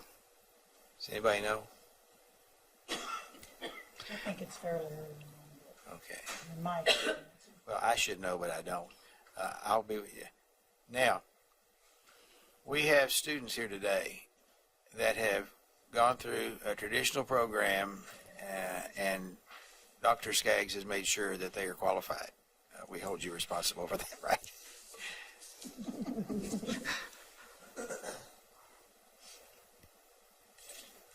If we approve this, will there be people, will they be competing with jobs with those people that have gone through traditional programs? Or is this only available whenever there are no other people available? The way that it was built, I'll go back to with the idea that it was intended to address immediate needs of districts out there currently. I would guess, are any of you SPED? These are gen ed teachers. How many of you are elementary? Yeah. So will this be used by districts who don't have, who have a pool of candidates fully licensed? Probably not. On our vacancy report, there were, 90 districts who reported that they had elementary ed vacancies. Okay, this is outside procedure. Where did you learn how to do IEPs? Just in my special ed courses, I think the second one I took. Okay. Thank you. Steve? Thank you, Mr. Chairman. The limited apprentice license appeals to me in that it might lead us to a more simplified approach.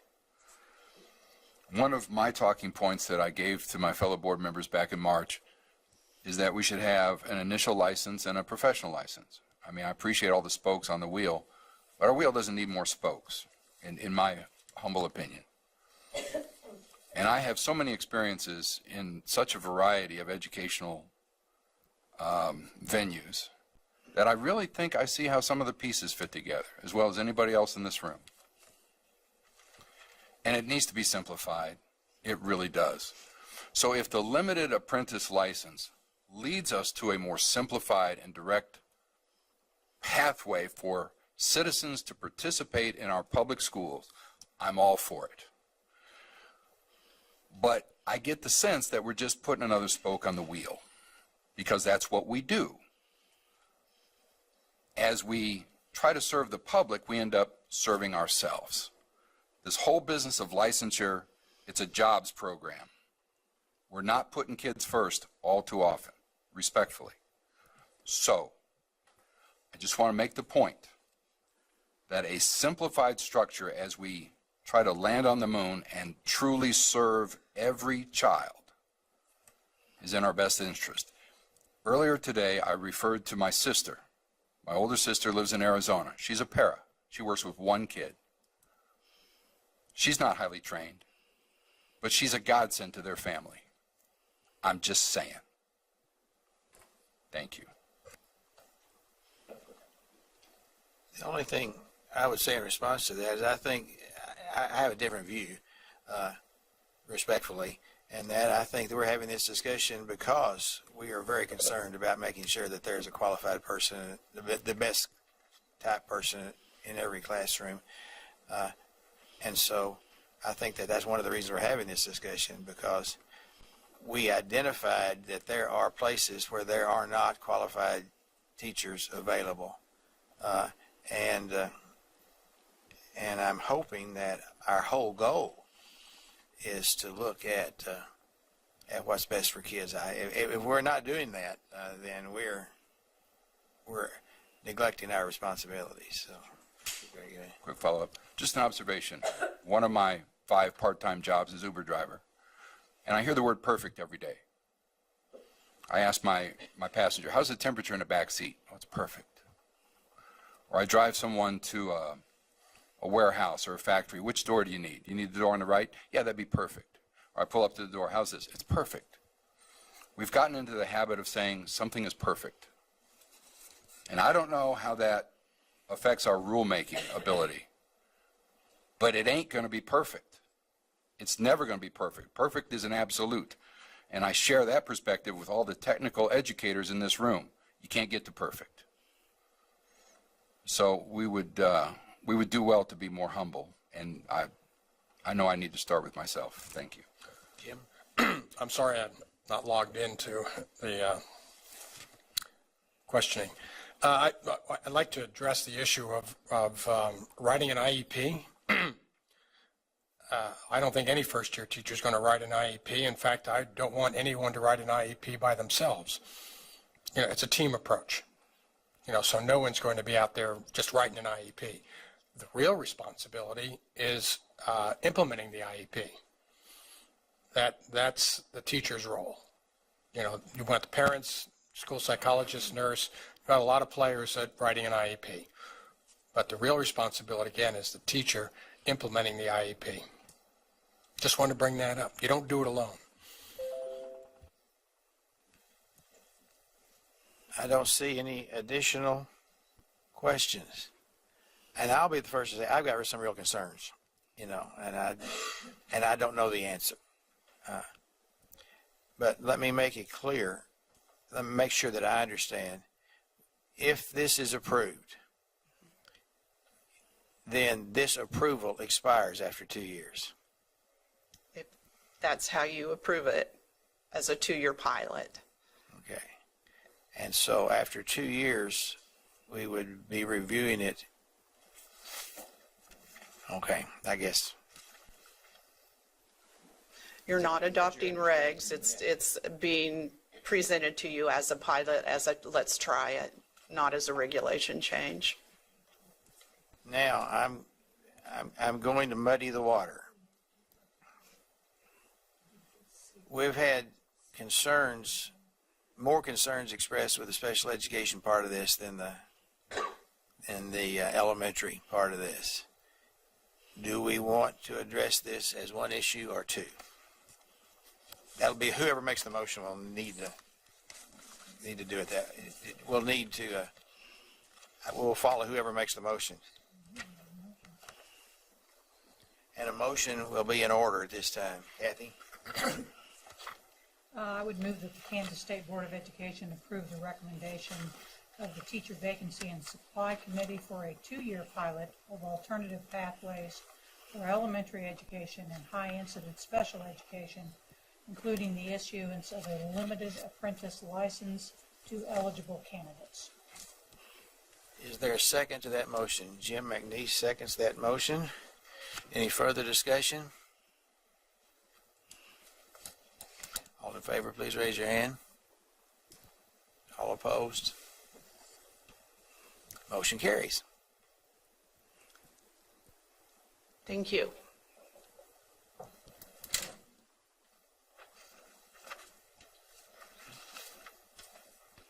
At this time, we will recess until 1:30.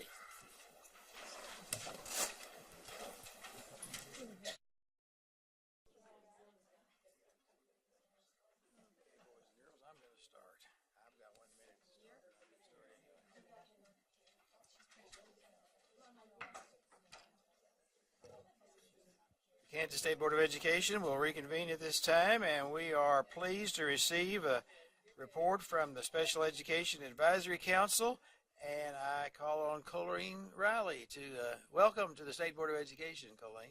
Great, thank you. It's a pleasure to be here today. I'm very excited to introduce to you our Kansas Special Education Advisory Council. This year we are led by Joan Macy. She is our current chair, and each of the members of the SEAC will introduce themselves, starting with Joan, and we will end with Dr. Marvin Miller, who is our past chair, and he will go through some talking points with you as far as what we covered in our annual report, which you should have in your packets. The SEAC consists of 22 members. We represent disability groups from across the state of Kansas. The majority of those areas are identified by the Individuals with Disabilities Education Act. And then there are three particular positions that are specific to Kansas. So we have additional positions beyond what IDEA requires, and that is because of the choice of either the state board or the Kansas SEAC. So with that, I'm going to turn things over to Joan. Thank you. Good afternoon, folks. Thank you for having us here this afternoon. My name is Joan Macy. I'm the Outreach Coordinator at the Kansas State School for the Deaf, and I currently serve as the chair in the capacity of a state official.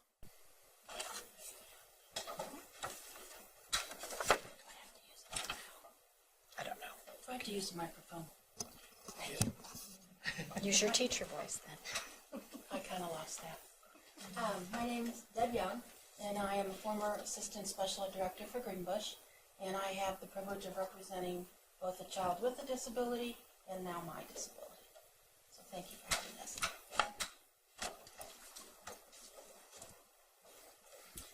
Good afternoon. I'm Leslie Gerard, and I'm the project director of Families Together. We're the Parent Training and Information Center for Kansas. We serve families that have a child with a disability ages birth up to age 27. I'm also the grandmother of a young lady who is hard of hearing and receives services through the Lawrence Public School. And I am the legal guardian for my nephew who has a developmental disability. And I always have to throw in that my son is a vice principal now, because you've heard me talk about him. First he was the teacher, then the special ed, and so he's the vice principal now in Blue Valley. So thank you.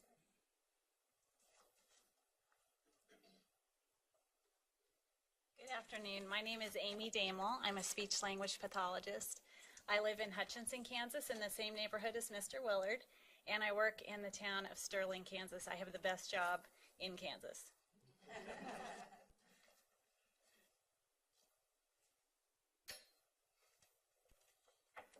Good afternoon. My name is Laura Thompson.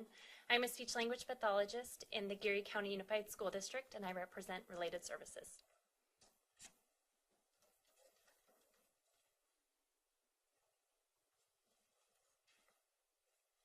Good afternoon. Thank you for having us. I'm also a speech language pathologist. My name is Stacy Clarkson, but I'm here as an administrator for Greenbush.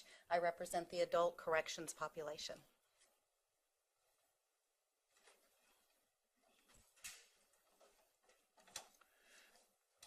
My name is Rob Scott.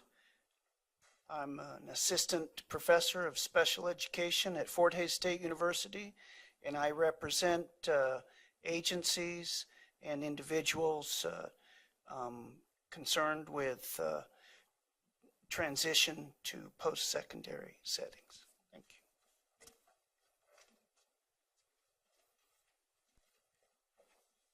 I'm short. I have to pull it. I'm Shelley Kemper. I'm the Special Education Director in Russell, Kansas, and I'm serving as an LEA official.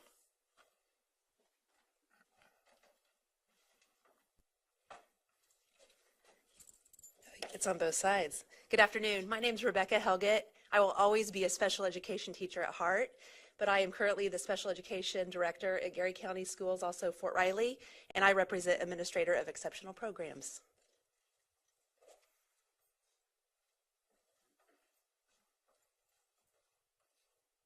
Hi, I'm Deb Hauser, and I'm the Executive Director for Special Education and Student Support Services at Manhattan Ogden, but I live in Silver Lake, and I'm here representing an LEA official as well.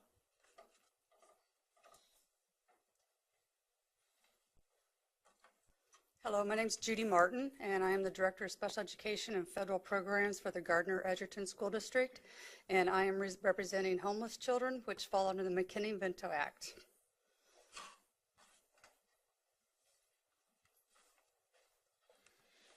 Good afternoon. My name is Marvin Miller, and I'm a dad.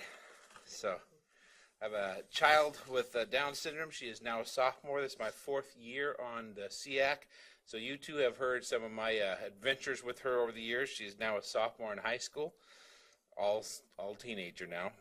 And my other daughter finally graduated from high school and moved off to Virginia, and she was identified as gifted. So I'm very grateful to a state that cares deeply about students who are at both ends of the continuum. So thank you for all your hard work in doing things for that. I'd like to go ahead and say I live in Wichita, Kansas.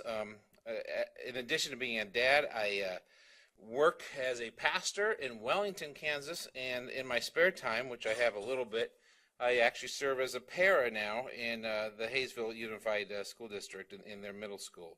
So I'm grateful for all those different experiences and how they have shaped my perception of special ed here in Kansas. I'd like to go ahead and thank Jim Porter and Randy Watson for leading this fine group today. I have enjoyed also the Colleen Riley and the staff and the SEAC group that is sitting next to me. We have gone through a lot of stuff together over the years, and I have learned a lot. I did not speak educationalese in Kansas terms very much until I got involved in this group, and they have informed me quite a bit. Our committee has met 5 times this year. That has kept us busy, and we have tried to stay ahead of things, and we've done a great job, and I thank them for that. When I took on the chairmanship 18 months ago in July in our first meeting in 2016, I opened up the session by reading a quote from a man I had met in Atlanta at a disability conference in 2015. And he said this: "Making visible those invisible has nothing to do with those who are not seen. It has to do with changing our own eyes." That quote stuck with me. It talks all about belonging and inclusion and what we want to do as we value each student here in Kansas. Before seeing those who are invisible, he continued on in his lecture, we have to listen and build relationships. That's what SEAC has been doing for the years that I have served on it. And that's what we do all the time, listening out in the community to all the different stakeholder groups. We have added eyes and ears to our group over the past several years that I've been on it. This year's the first, or last year was the first full time we've had membership expanded to include a student with a disability as a permanent role. And that gives us enlightenment to someone who's just been graduated and is still understanding exactly what's going on.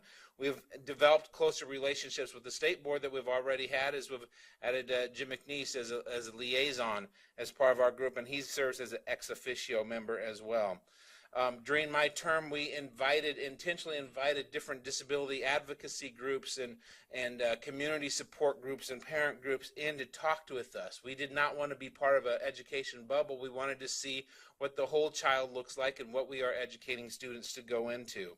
We've networked with families. Our different members have worked as groups and as individuals with numerous organizations, with families together, with Yes I Can conferences, honoring students who have achieved a lot.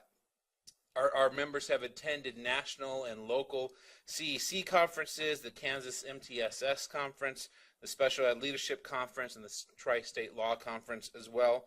We are always listening to concerns. We're always trying to stay out in front of what's going on so we can give you guys the best advice that there is. We have heard concerns from the deaf and hard of hearing community, and so this past year we have been collaborating, working towards issues on implementing the new language acquisition program that we are now doing. We have listened to speech therapists and parents who are trying to get speech therapy, and we've gone ahead and advocated for teletherapy this past year. So there are a number of new novel ways that we're trying to do. As we listen and hear, we can begin to inform our decisions on how we can advise. We've done this as a committee, and so we've worked on different performance reports for a Federal Office of Special Education Programs. We've looked at the State Personal Development Grant to trying to focus on early career special ed teachers, co-teaching, and expanding the multiple tier system of supports. We have implemented and begun to implement and worked on the Every Student Succeeds Act and the Elementary and Secondary Education Acts. We continue to collaborate with a number of groups around.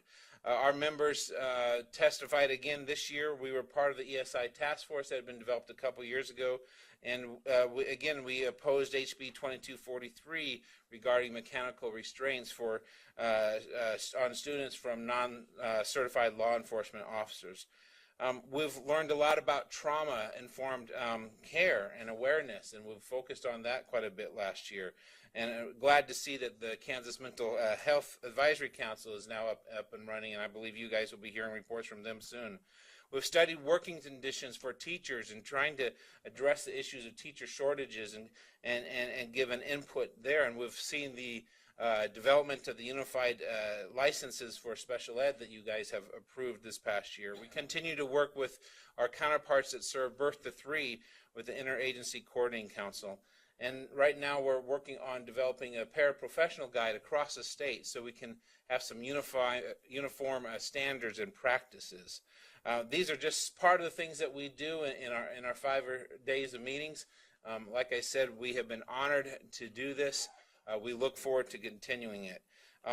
We have each been changed, I think, as we have listened and learned and seen those who are invisible becoming visible. I look forward to serving another 2 years with the SEAC group and to continue to serving you, this council, and the students of Kansas. Thank you.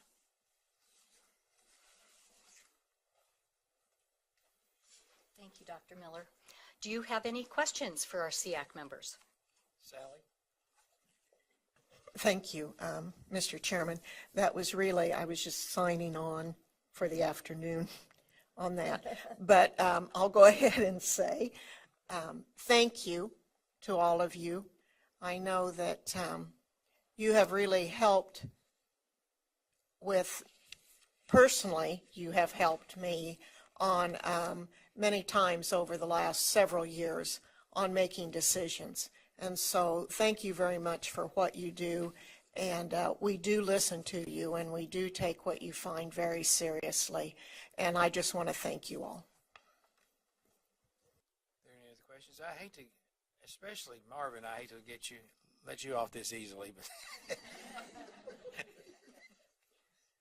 anyway, I want to thank, I too want to thank Kathy. Yeah. I'll still say something. But and I don't know which of your group wants to talk about this, but Marvin, you did mention that we've added some unified special ed licensure pieces, and you've talked, obviously with your group, you've talked about that, but special ed continues to be, probably the largest shortage area that we have. So what are some other things that you guys have discussed as far as ways that we can be helpful with that, or other suggestions that you have as far as our continuing shortage in the special ed area? Let me respond by saying the person that's worked the most on that is Kathy Ko, and she is not here today. She was on telephone conferences earlier. Get her on the phone. So she's probably watching right now. So I know we've talked about that extensively. I know you've continued working on some of those issues even today, I believe. I'll turn that question over to Colleen, who probably knows a little bit more about current events as of today. Thank you, and that's a tough question to respond to fully. We continue to have conversations about what the challenges are and how we would address those challenges. Part of it is working conditions. Part of it is ensuring that we've got certified staff in the areas where we need to have certified staff, and the appropriate staff to meet the needs of students. We believe that the unified license that you guys approved last month will really help districts be able to meet the needs of all students, looking at the continuum of needs that students have, not just specifically to a specific area of disability, but a unified license that really truly looks at the whole child and how to meet the needs of the whole child. Follow up. Today we talked about the limited apprentice license, and one of the concerns that was brought up was writing an IEP. Do you guys coordinate with any of the institutes of higher ed to talk with them about when they help support their students that are in their programs as far as learning how to write and implement, as my colleague Jim McNeese mentioned earlier, and not only is it the writing, it's the implementation of it. Do you have any conversations with them as far as when and how they help train their students on how to do that? Well, I'll start, and then we have district people and university people that could also add to that. Great. But when you think about as we are training people in the teacher preparation programs, they learn at the universities about IEPs, what goes into an IEP, how to write an IEP, and then how to implement. And then when you get your first job, we learn how to do that based on what direction we get from our district coordinators and from our building principals. And so there is training as well as professional learning at both of those levels. Additionally, for us here in Kansas, we have our Kansas Technical Assistance System Network that puts out IEP boot camps, training for teachers as well as administrators and principals. But you can also go online, and there are companies like crazy who put out information about how to write IEPs. Part of this is buyer beware. You know, you have to be very careful about the products that you select. And if I were working with a teacher in a district, I would refer them to their district supervisor, their special education director, for the best guidance in their particular district situation. If I were working with a student who was still at the university, I would refer that person to their university professors. Deb? Oh, yes, and we have strong mentoring across the state of Kansas, teacher to teacher, director to director, as well as director to teachers in writing IEPs, as well as implementation. We have a great partnership with Families Together, which is our family, our parent center, who also provides a lot of training for educators as well as parents on how to write, how to implement, and also how to participate in an IEP meeting. Steve. Thank you. This comes from the perspective of a teacher who learned to teach primarily as a substitute. One of my talking points, and I have several, is that IEPs should return to the 1 or 2 pages they used to be. In talking with a mental health professional about this, he said that, well, maybe we can still have these 50-page IEPs, but maybe we can have a synopsis. Maybe we can have an executive summary for each of them. And the reason I bring this up is because I've done a lot of substitute teaching.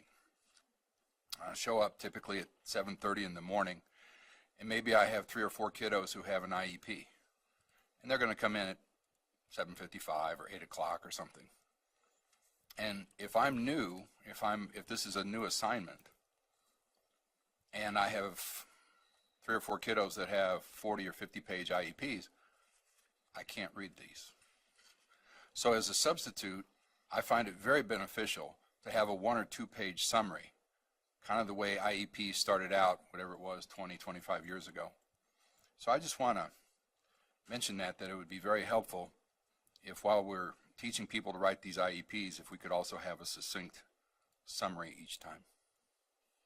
Thank you for being a substitute teacher, and thank you for recognizing that students with disabilities have an individualized education plan.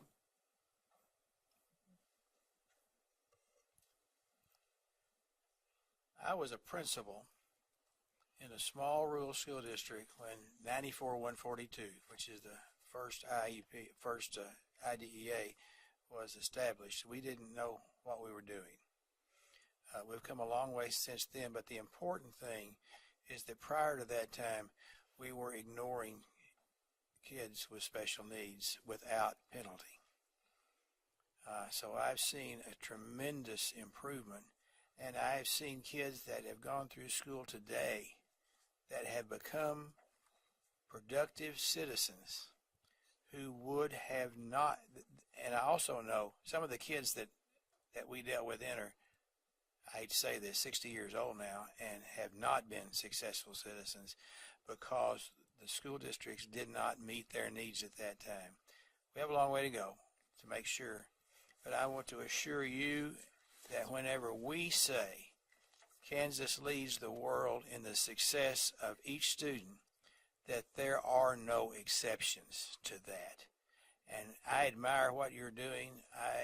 I couldn't do what a lot of you do. I just don't, and I admire that you do that you meet the needs of special students. And what I can do is help support you. And we appreciate what you do. Looking forward to meeting with you in the morning. And I remind my colleagues that we have breakfast with SEAC at 7:30 in the morning. And I understand that they'll even let us in the door. But We're considering that, yes. We appreciate that, and thank you so much. We look forward to seeing you tomorrow and appreciate your contributions today. But most important, we appreciate what you do every day for the students of Kansas. Well, thank you, and we appreciate your support, Mr. Chairman, and the support of all the board members. You mentioned 94-142. We actually did have a conversation about that this morning. IDEA has been reauthorized a number of times, and originally in 1975, it was about access to public schools. Then it was access to general ed classrooms. Then it was about access to general education curriculum on a meaningful basis.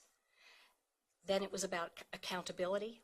Now it is meaningful inclusion in classrooms, meaningful accountability. And so we appreciate the leadership from state boards like this one. We're very fortunate in Kansas, the leadership of our SEAC to be able to be boots on the ground so that we can support our youth. But very exciting for us right now.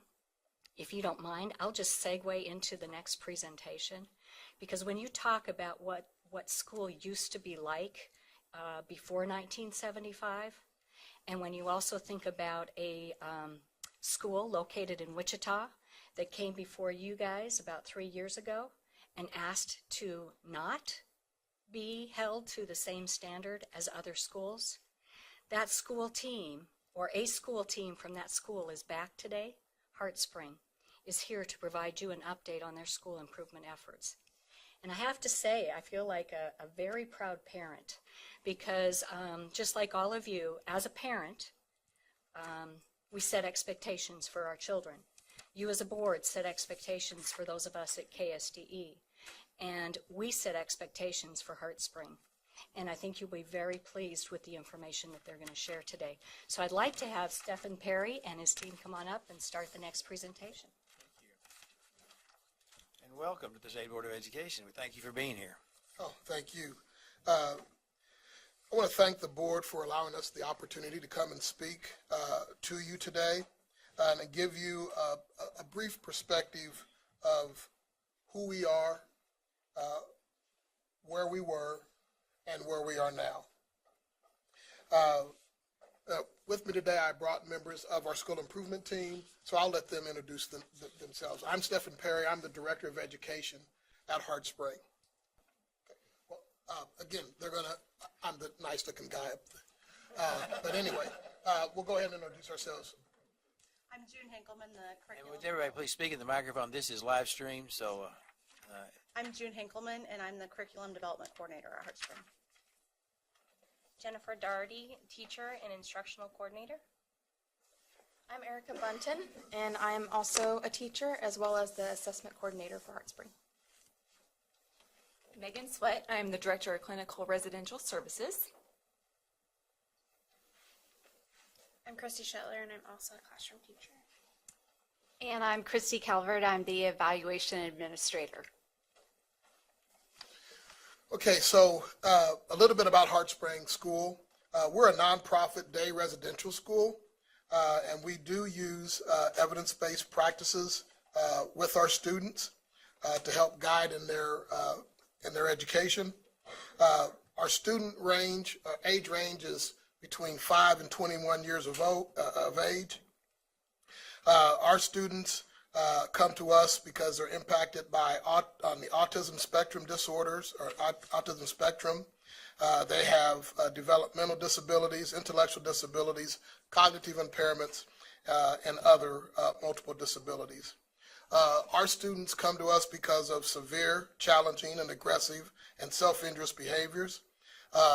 These behaviors often are behaviors that are difficult for their local school district to deal with, so they send them to Heartspring.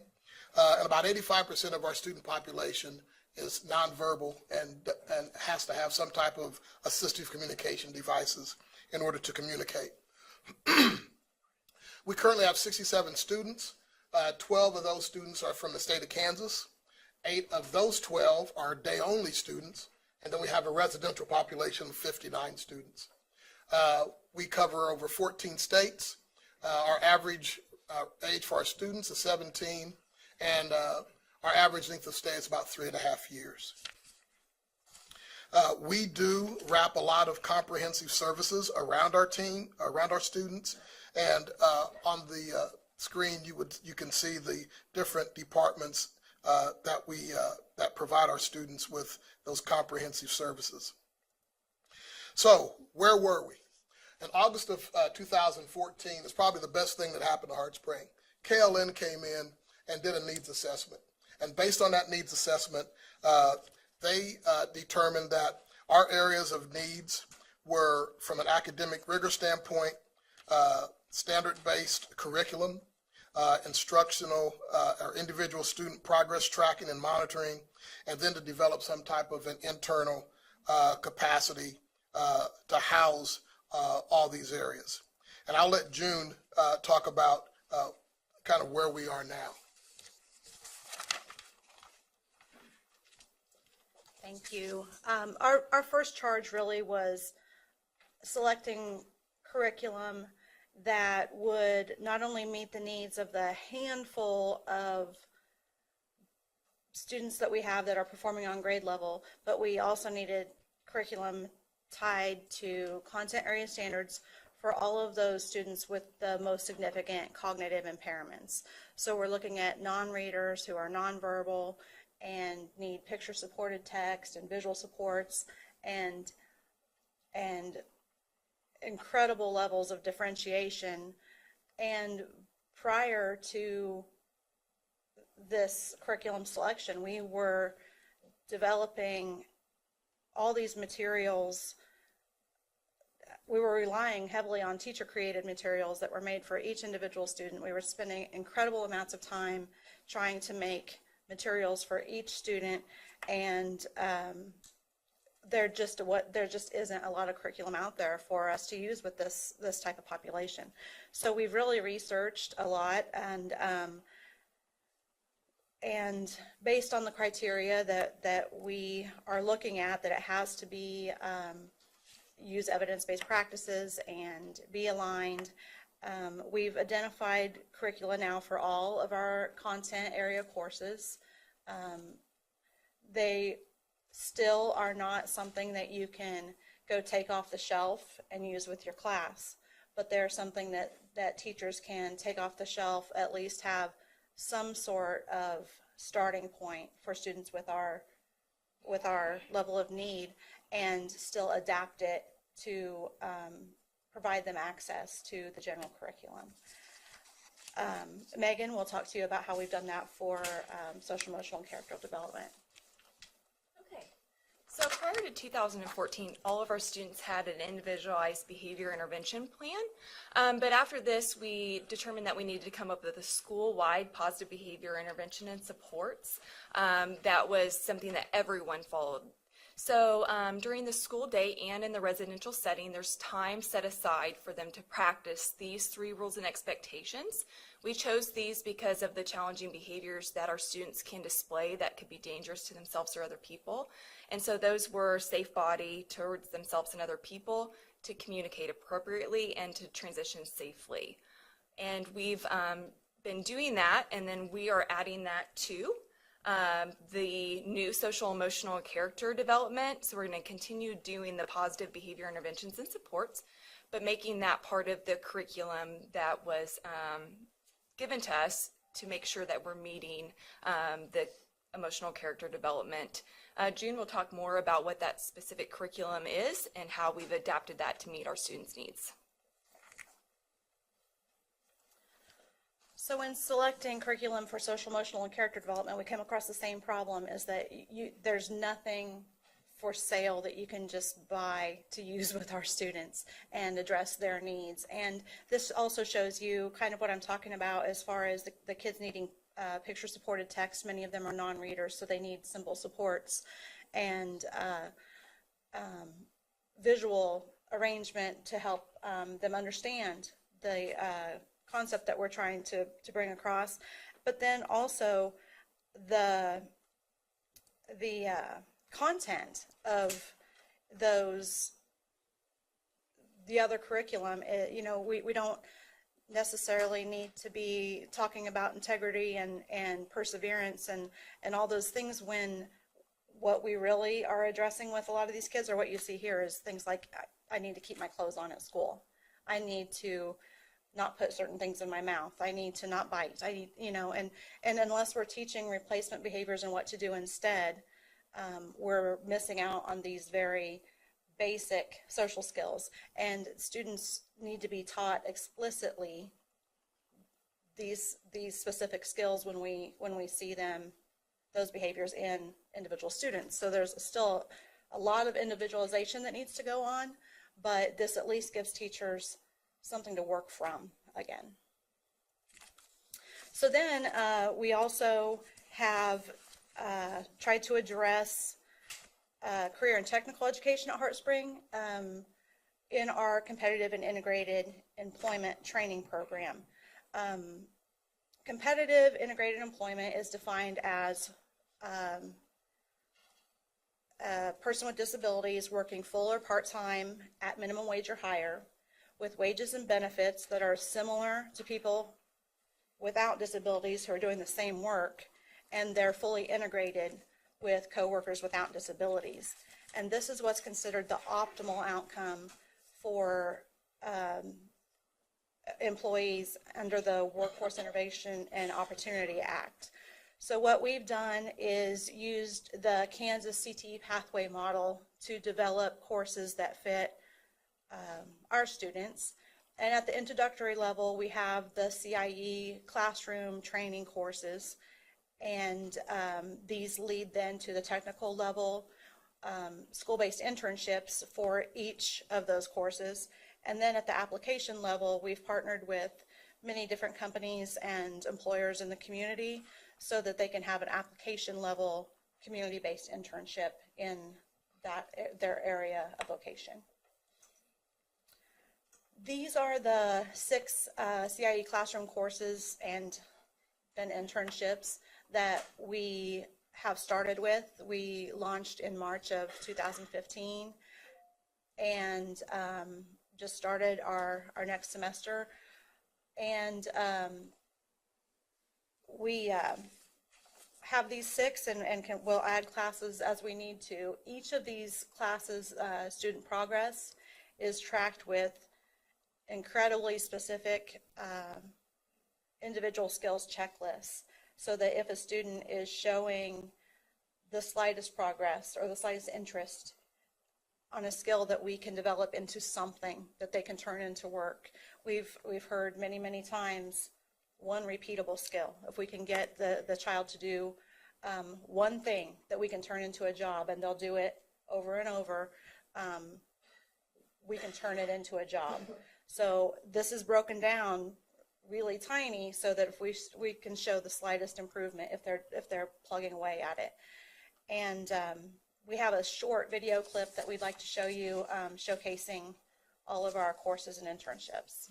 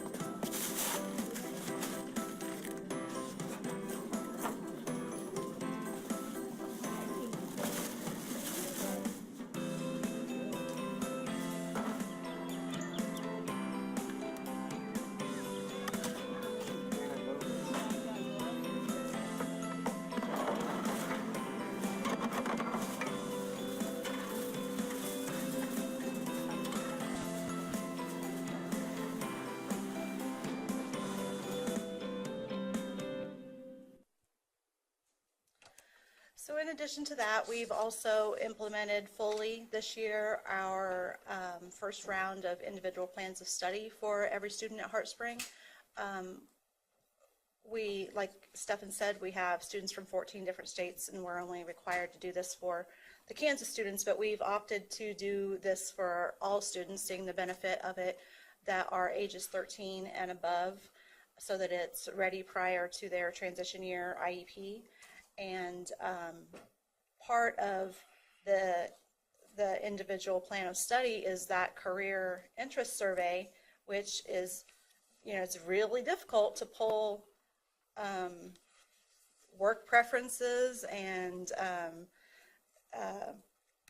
work environment preferences, and you want to be with people, or sometimes they tell us with behavior, but we needed a way to actually test that and have an assessment to report. And so we've also searched to pull some career interest surveys together for teachers to choose from that are symbol supported, or give multiple options for students to respond verbally and non-verbally, point to, and try to generate some sort of an assessment of their interests vocationally.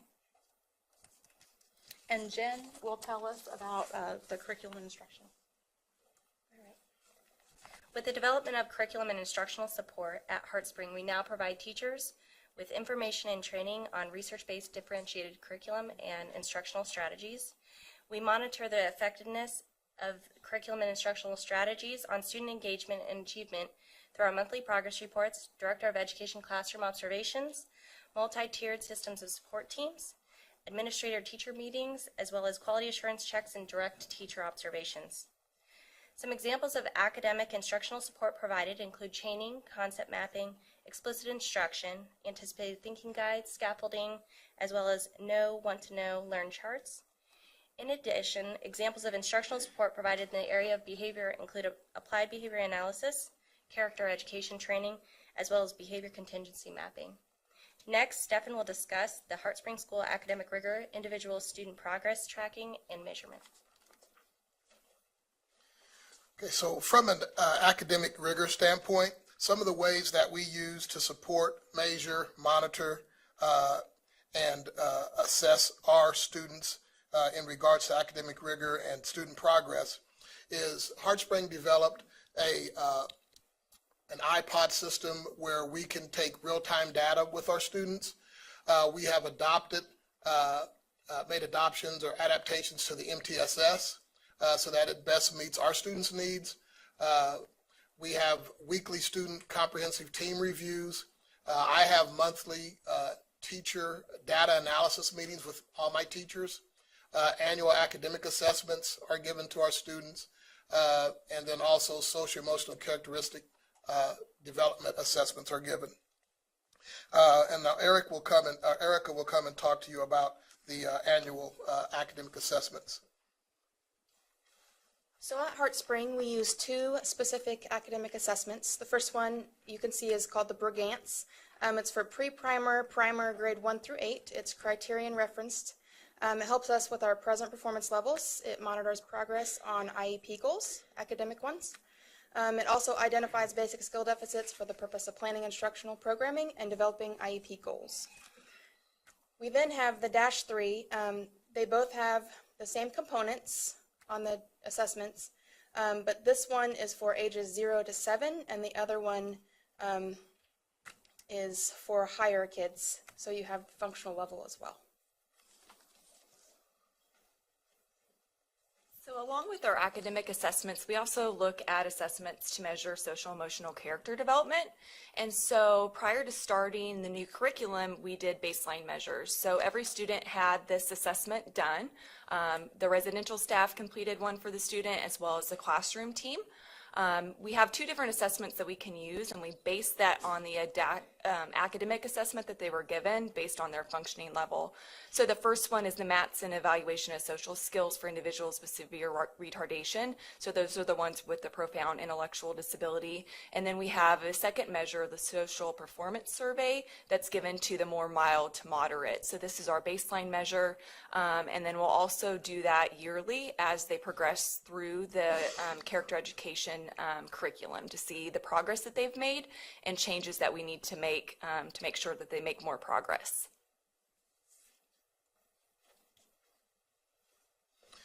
Okay, so from an internal capacity building aspect, one of the need areas that came from the KLN visit was that we needed to develop an internal capacity as far as from a HeartSpring standpoint. And so what we did was we focused that on the 5 areas, the 5 R areas. And so how we did that was, one, we have since 2015 have done annual assessments with all of our staff in the areas of the 5 R's, not only the areas that we chose to focus on, but also those other areas, because what we want to make sure we do is meet the needs of those areas that we're still falling short in and that need to be addressed. And at this point, we're going to come in from an accreditation standpoint at year 3. We've already met with our OVT team, and that's what we've decided to come in at. But that 5R framework also drives our goal setting, and it's obviously deeply embedded in our school culture. Then as far as an infrastructure, again, based on the KLM needs assessment, at that point we did not have a site council. We now have a site council that acts as an advisory group with the different teams and committees, but they also act as an oversight. And some of those infrastructure committees or teams are the school improvement team that's here with you today, the MTSS committee, our professional learning communities, and our academic instructional team, along with other teams that we have. And then from a leadership development, we do send teachers and will continue to send teachers to the Global Leadership Summit. We do have we've established monthly leadership trainings for our teachers and our lead paras. Our lead paras are paras that work closely with our teachers, but are also in charge of other paras in the classroom. So anything from a leadership perspective, what we took the onus of is saying that we want to build leaders. And so this is one of the ways that we do that. So we also decided that we really needed to focus on the community, because that was another one of our areas of needs. And so we have over last year had an autism training series, and you can see based on the information kind of what took place during that series. And then we also provide job embedded opportunities, professional development opportunities to all of the teaching staff and our lead paras. One of the other areas that came from the KLN visit findings was the need for not only to be able to measure progress of our students at the individual level, but to be able to report out on the school's performance as well. And so we're monitoring students at the individual level in order to help us better understand their growth and changes in their knowledge, their behaviors and their skills, and progress that they're making on their IEP goals. But by looking at the bigger picture, we can see change that then helps us to create optimal learning and therapeutic environments for the school collectively. So we're monitoring and looking at data at 2 different levels. When we talk about measurement of evaluation in the HeartSpring School, there are 3 components. One is we look at progress made in key areas. These are our measurable outcomes. We also look at services satisfaction. This was another really important finding from the site visit. What in that we didn't have our finger on the pulse of satisfaction in the services that we were providing our students from the perspective of parents as well as our school partners. And then we also tell stories of success. Some people like numbers, some people like stories. And so to tell the whole story, we use a both-and approach. So when we talk about progress made or measurable outcomes, these are the key areas that we're focusing on. And you'll recognize that these are some of the same areas we've already kind of talked about when we talked about measuring individual student progress. But this is where we're looking at the aggregate student population overall. So for example, in the area of academics, we're looking at IEP goals. Not only are we tracking an individual student's progress, but this allows us to step back and look at how is our student population doing collectively. And then we do cross-validation measures with the academic assessments that Erica talked about as well as another way to measure progress collectively. When we talk about services satisfaction, we actually measure satisfaction at key points in time. First is at admission. We want to know from our parents and guardians, as well as the special education partners that we've worked with to place a student, how that admission process went for them, what their experience was, and so that we can always grow and improve that admission process, because that is a high anxiety time for parents to be able to let go of their child. Sometimes they're thousands of miles away from that child, and so it's a very emotional experience for a family to go through, and so that process is very, very important, and we want to make sure that we're supporting families and also the homeschool districts in the best ways possible. We also do an ongoing annual assessment. So while students are at the Heart Springs School, we are annually measuring satisfaction with services, again with parents and special education partners. And then at transition or reintegration back to the home school district, we're asking about what is that process like? How did we do in successfully transitioning or reintegrating that student back to their home? And if it's a case of transition to an adult placement and we're providing training services to the adult placement provider, we actually survey them as well to make sure that we know that we're providing the right kinds of trainings and supports to make that transition as successful as possible for our student.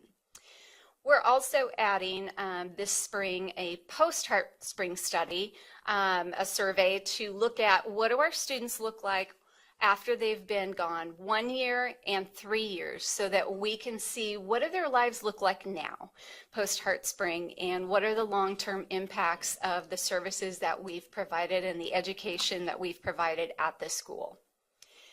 So I've talked a little bit about what we measure. How we do it is actually as important as what we're measuring. So we have an ongoing process of data collection and monitoring to make sure that the data we're collecting is has all of the components that it needs to have in place, and we're not having any issues with being able to collect that data, download it, and assess it. And so we also then do data analysis and reporting. And one of those pieces was a finding from the site visit, which was we needed to be able to demonstrate our students' progress, and we also needed to show the impacts of our efforts in the school. And actually, you have our school report in your packet, so you can read all about that. We're not going to cover the actual outcomes today, just because of the time that we have. But we also, not only do we report out to our community partners, but we actually have built in an internal process where we go back and we look at the outcomes, and I sit down with all of our teams and we talk about what does this data mean? What is it telling us in terms of the programs or the education services that we're providing, in order to then create long-term sustainability and continuous quality improvement for all of our programs and even our processes, which includes evaluation. So making sure that we're evaluating our evaluation. Did we get the data that we thought we needed to get? Is this the best measure that shows progress and the impact that we're making on our students and families that we're serving, as well as with our school partners. So that concludes the presentation, and so we'll entertain any questions that you have at this time. And I hate to say this to my colleagues, but there's some real time constraints because both Dale and Randy have to leave, and Dale's going to introduce the next group. But let me say on behalf of the board, this was very impressive, and we really, we can see some real educational progress from the last time. And we appreciate that, and I really am impressed that you're going to be in year 3 of that stepped up, and we appreciate that. And I'm sorry we don't have more time. I've got a bunch of questions, but okay. Well, and Stefan's business card and June, who's our curriculum development coordinator, their contact information is in the pockets in your binders, and they know how to find the rest of us if you have other questions. Thank you so much. Thank you so much for your time. We really appreciate this opportunity. Okay, at this time, Dale is going to introduce the Blue Ribbon Schools, and then he and Randy are going to leave so I can explain to you, my colleagues, this is one of our rare opportunities to meet unsupervised. And so I believe, if I'm correct, you're going to introduce I'm going to introduce all of them at one time. and then you're going to go away. Yes, sir. And don't smile so much, please. And then, okay, and then we are going to hear from each of the Blue Ribbon Schools, and then we're going to have some photo opportunities. All right. And, okay, we visited with those representing, and they're going to go in this sequence. By the way, you guys are pretty special. 750 elementary schools, and 5 of those have been recognized this year as Blue Ribbon Schools. That's pretty special. Pretty special. And it's all based on closing the achievement gap. So come on in, guys. Make yourself at home. We're going to go in this sequence. First up will be Eisenhower Elementary School, Geary County 475. And the principal, Susan Camphouse, is going to be the spokesman. We also asked them to introduce their guests. Some of them got a legislator or 2 here. They got board members or superintendents that are here. So we asked them to be sure they're introduced, and also we could include them in the picture when we get done. Gardner Elementary School is second. Principal is Jason Watkins. He's out there plotting about how to steal him from another district. So Ruth Clark Elementary, Mahaysville, Principal Carla Wolf. Sheridan Elementary School, Geary County, 475, Dorothy Coleman. And the last one is Wyantier Elementary, Derby, 260, and Melissa Young. So they'll follow that sequence and review with you. They also may comment, Mr. Chairman, about their experience going to Washington to get the award. And they'll also honor their guests, and they'll tell you in a very brief way how they closed the achievement gap. We're proud of them. Very good. We're very anxious to hear from you. Okay, first up, Susan, you're up. You're excited, aren't you? Yes. We are too. Well, good afternoon. Thank you so much for letting us be here. We're really excited to be here. Thanks to all of you for serving. We appreciate that. We have a special guest with us. Dr. Beth Hudson is our assistant superintendent. I have with me our instructional coach, Karen Malik, and of course you'll hear from our Sheridan partners when they're up in just a few minutes from Eisenhower. One of the things I'd like to share with you about the opportunity to go to Washington, D.C. that I found very interesting. At our table, they put us by our Kansas colleagues, that the individual right beside me from Gardner, and you'll hear from him in a little bit, we found out that we were both at this Washington, D.C. celebration in 2007. So that's pretty special that we had both been there. We don't remember each other, we didn't see each other, but we were both there. I will go ahead and talk to you about that any achieving school has many factors that lead to success of their students. Foremost is remembering that the students are important, and without them we would have no profession. It's important to teach a well-rounded curriculum so that they'll be successful in life, well-behaved students who realize that education and community are important. They will become adults who are part of the workforce and contributors then to the well-being of others. The student-centered atmosphere at Eisenhower nurtures the child so students can live up to our school motto, I believe in myself, I can succeed. We have several extracurricular activities, such as the after-school program, including a homework room, math, STEM club with robotics, and writing club. We have fine arts that are developed through our Flying Fingers, recording club, and Voices in Flight. Emotional and social skills, very important, are supported through our Oveus bully prevention program, Second Step, and Safe and Civil Schools training. Buddy class activities connect our younger students with some of the older students, and they have a partner, and they work in pairs, and the students learn, discover, and gain new knowledge through those opportunities. And we also have weekly recognition of students who are respectful and follow the school guidelines. We're also very rich with traditions at Eisenhower Elementary. We have our Thanksgiving banquet, giving tree, chili bingo, freedom walk, book fairs, family Valentine's dance, that's always a big hit, accelerated reader game day, and bowling and wings barbecue. And if you try taking any of those away, the students get very upset. They want those things. Eisenhower students' social and emotional needs are met in a variety of ways. Deployment groups meet every other week to support students who have deployed military family members. The building expectation is that all classrooms hold regularly scheduled class meetings, which allows concerns to be shared and solutions created.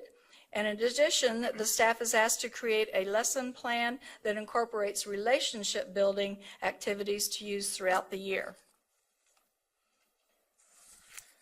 Eisenhower has a high standard of academic performance expectation, and the staff, students, and parents recognize that this emphasis is to perform to the very best of your ability.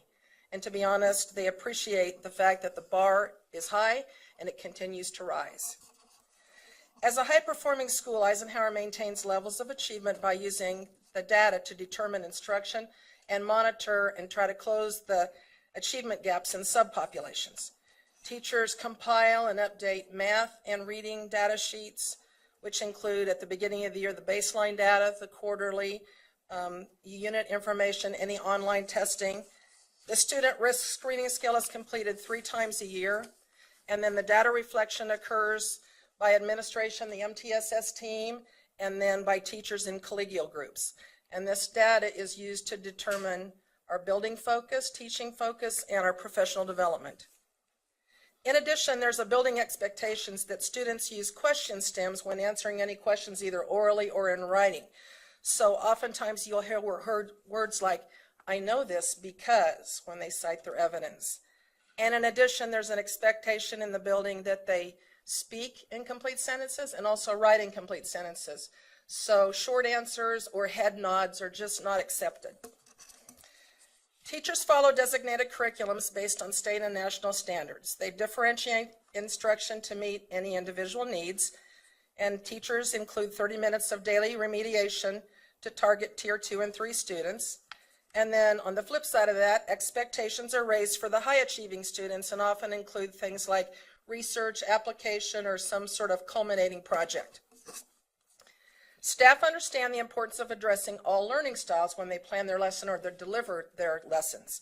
And so sometimes you're in the classroom and you'll see paper pencil or listen and respond, hands-on, manipulatives, movement, and we found that varying the approach is a strategy that's most successful.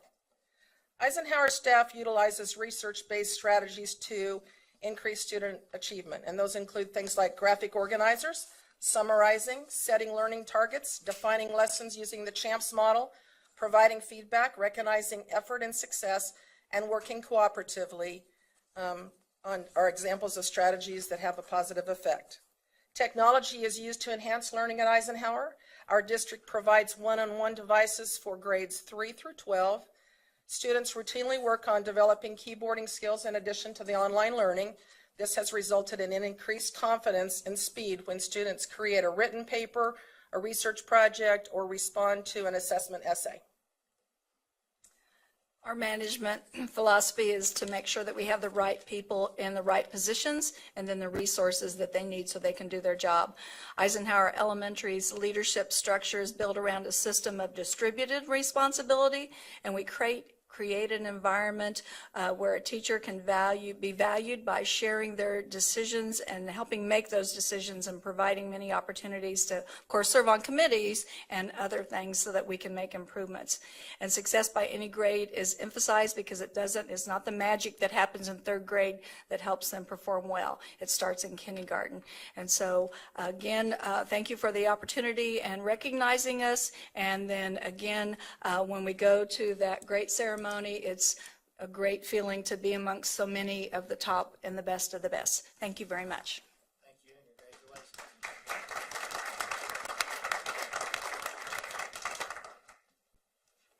I guess it's my turn. Jason Watkins, Principal, Gardner Elementary, USD 231. I am here with Christy Witter. She's back here somewhere, right there. She's hiding out back there. And also Dr. Martin, I see, snuck up on me today and is here to represent Gardner Elementary.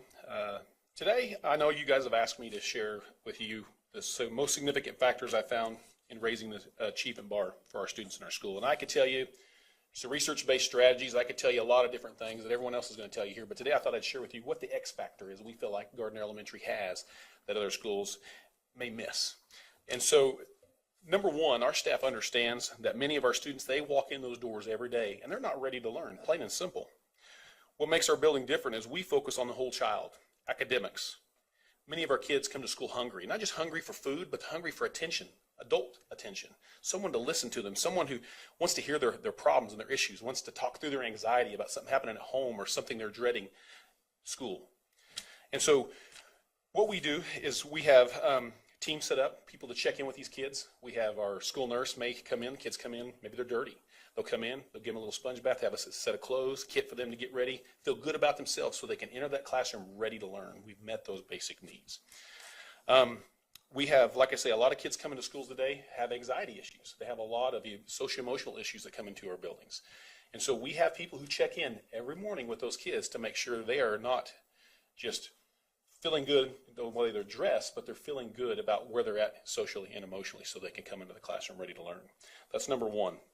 Number two, collective teacher efficacy. Our staff shares the belief that through our collective action, we can positively influence student outcomes, including those who are disengaged and disadvantaged.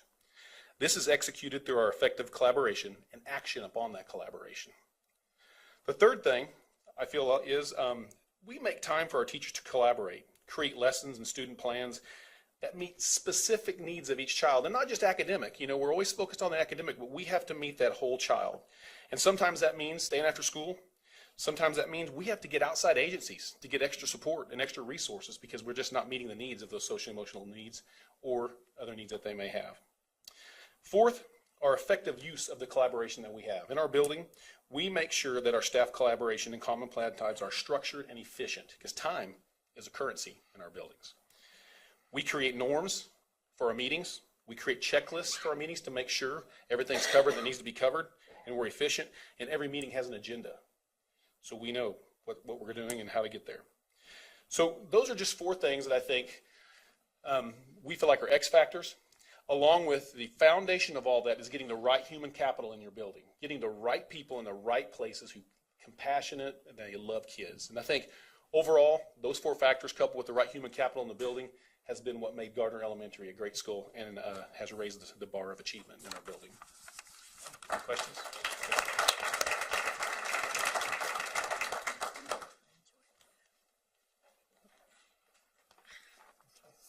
Does it go down? Can you still see me? Okay. Well, some of you can and some of you can't. I'm wide enough, probably you can.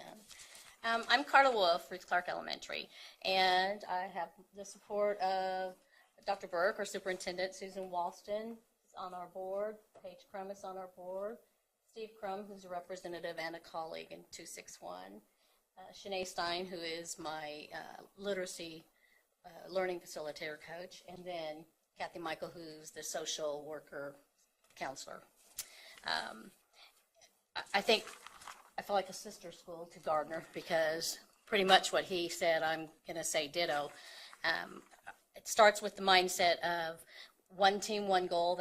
That's our motto for our school. The kids know it. And one of the students, we're having a celebration on the 11th. You're welcome to come join us. But we asked the kids, what do you think makes this a blue ribbon school? And one of them wrote, one team, one goal. What does that mean, you ask? I'm sure you're asking. He said it means that we're a team. We stand up for each other. We work together to make things better. All because we're family. We're friends. That's why we are a blue ribbon school. And it's basically that. It's that family of trust, the building the relationships. We have capturing kids' heart, which Flip and said, if you have their heart, you have their mind. And it's amazing what you can do if they know that they can trust you and that you love them and genuinely care. So we have that along with our PBIS, Positive Behavior Intervention System in place. And every classroom has a social contract. They agree at the beginning of school, these are the expected behaviors. These are what we all agree to live by and abide by, and it's built on treating each other as like you want to be treated. And everybody signs off on it, including the teacher, and I also go to each room and sign. And it just gives that positive reference of time out, remember how we said we would behave, and it stops a lot of the behaviors that disrupt learning. So we have more time for learning to take place. We have an incredibly strong student intervention team that helps with the enrichment and helps with the struggling. We spend, too, a lot of time meeting the social emotional needs. Our kids come from different walks of life that we don't even know how they focus, let alone learn. So we have to help them build the bridge to learning from coming from a home where nothing is functional.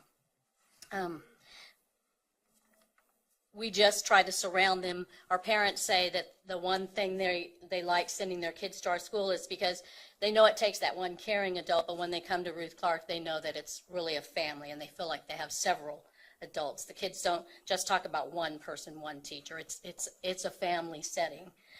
It's the same way with the staff as far as there's not one person that we can't call on. You can tell by the support that's here that's just built in. And to have that support, focus on student learning, there's always someone that needs that person to talk to, and we have those people for them. We focus on the positive. I think at this point in the year, I have like 6 discipline referrals, and I have 70 positive office referrals. So if a student's caught doing well, then we write that up.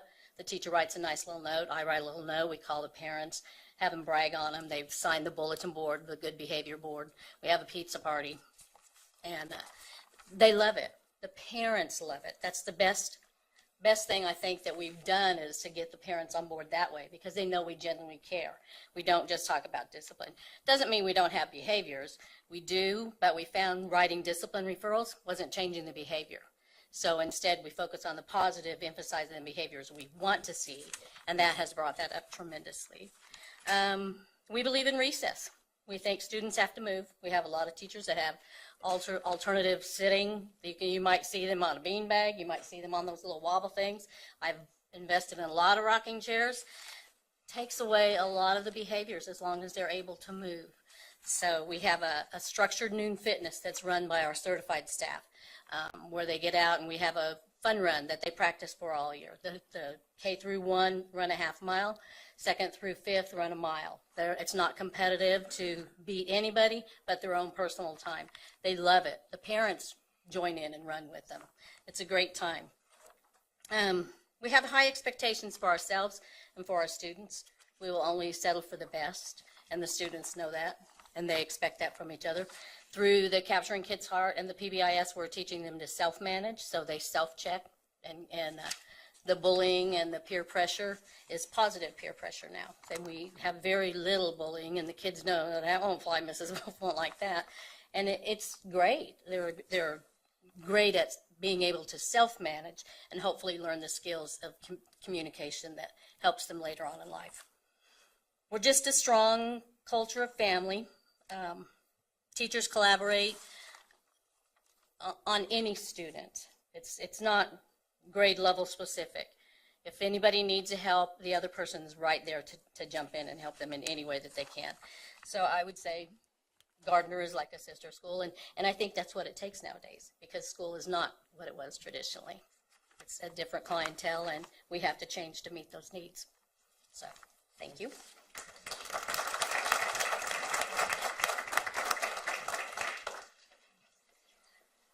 Hello, my name is Dixie Coleman. I'm from Sheridan Elementary School, and this is my instructional coach, Chris Bogenhagen. As Susan Camphouse said, we do have our Associate Superintendent, Dr. Beth Hudson, here, and I didn't know that Rebecca Helgett, our Special Ed Director, would be here today. So thank you for coming. And I want to congratulate all the schools. It's such, when we went to Washington, D.C., it was such a great time to be amongst people who not only did you learn new things from, but you validated some of the things that you were already doing, that yes, this is good practice, and we're glad that we're part of Kansas that can represent that.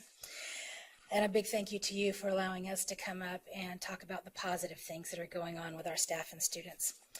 Sheridan Elementary is a place where preparing students for tomorrow's world is not just a mission, it's our passion. Our kids' first mindset is evident in conversations amongst the entire staff. The culture is constantly nurtured and importantly recognized in certified staff weekly meetings, weekly teacher reflections, and our once per month entire staff meetings, including custodians, recess aides, and food service personnel in monthly meetings to work through issues and celebrate successes, has grown our shared mission in deep and rewarding relationships. Furthermore, implementing our district's Safe and Civil Schools Foundations program helped us develop a framework which has increased academic and behavioral successes. We have great support from our district administration and from our local Board of Education as well. We focus on what matters most: people and relationships, professional development, and instructional time. Time is our most precious commodity, and we use it effectively and wisely. Meetings and requirements are well organized, focused, agenda-driven, and contain specific expectations. Student time is protected, and learning is focused and relevant. Our instructional coach has been instrumental in maintaining the culture and climate as we welcome new teachers and students and give support to all in need. This is also our second Blue Ribbon Award. We had our first one in 2004, so maintaining that culture and climate has been a very big part of what brings us here again today. Music and PE partner closely to bring the arts and healthy living into everyday lives of our student body, producing programs in partnership with our local opera house. Teachers run after-school programs such as Girls on the Run, our Planet Protector Club, the Tech Colt Squad, and our Sharp Stallion Choir. We are the whole meal deal, so to speak, in developing the whole child. Our integrated library program inspires every student to wonder while equipping learners to launch. The media specialists and teachers collaboratively plan lessons, co-teach, evaluate, and reflect based on standards and student needs. STEM lessons and makerspace activities encourage inquiry-based learning and real-world problem solving. Our library is a vital place, one which goes beyond its four walls. Bringing students to global experiences is sought after every quarter through technology, teachers as world travelers, and intentionally diving into social issues to develop compassionate problem solvers. Our students have worked with author Jane Kurtz and Ethiopia Reads to publish a book and are currently beginning another one. Manhattan Sunset Zoo is working with our fourth grade classes as they do research to develop a zoo webpage for kids by kids. Sheridan's partnership with Kansas State University allows us to host block students, aides, and interns from which we employ the best when openings arise in our district. Along with everything that Mrs. Coleman just said, we also have, we spend a great deal of time working with our special education department and our ELL services. And our building-wide MTSS time is an integral part of what we do that we feel is successful, as you heard from some others. We assess every student using the district-level universal screener for reading and math. During focus meetings, we divide the students into fluid skill groups in order to close the gaps they may have. Every staff member in the building is responsible for instructing a skill group during the 30-minute win time. We call it win time, what I need time, 30-minute, that daily period. Progress monitoring occurs each week, allowing students to move into other groups once they show mastery of the skill that they've been working on currently. The Sheridan PTO and the Site Council meet regularly. They focus on student and staff needs. They provide insight and a nurturing spirit to our building. When families and visitors recognize the warmth they receive during their stay, it is obvious that the climate, which has been built through the values, theories, practices, structures, and traditions, has all paid off. culture, climate, collaboration, positive relationships, rigor, respect, they all equal successful Sheridan Stallions. Sheridan's strong academic reputation and educational impact is significant in building strong and positive relationships, which edify our school, family, and sends the message to the community that Sheridan is a caring place to grow. After all, we are developing world changers, and so we say, get ready, Kansas. Our blue ribbon students are rising for the stars. So, thank you.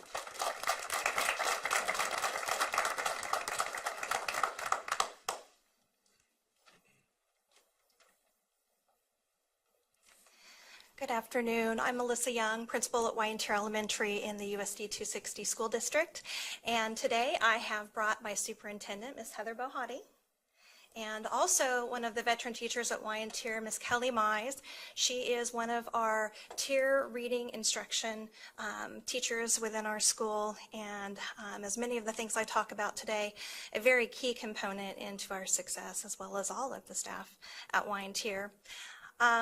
It's very interesting being the last person up here to be able to speak with you and hearing all of the amazing things that all of the schools have shared. I really wish I would have just brought a notebook and just started jotting away. There's so many wonderful ideas that are just coming out today. And I think that kind of sums up the Washington, D.C. trip. Being in such greatness and being able to network and hear those stories, that is so precious for us as administrators to be able to hear, to support one another through times that are sometimes very difficult, knowing that you've got the skills there and you've got other people that are walking that same journey with you as you're trying to help lead success of your school.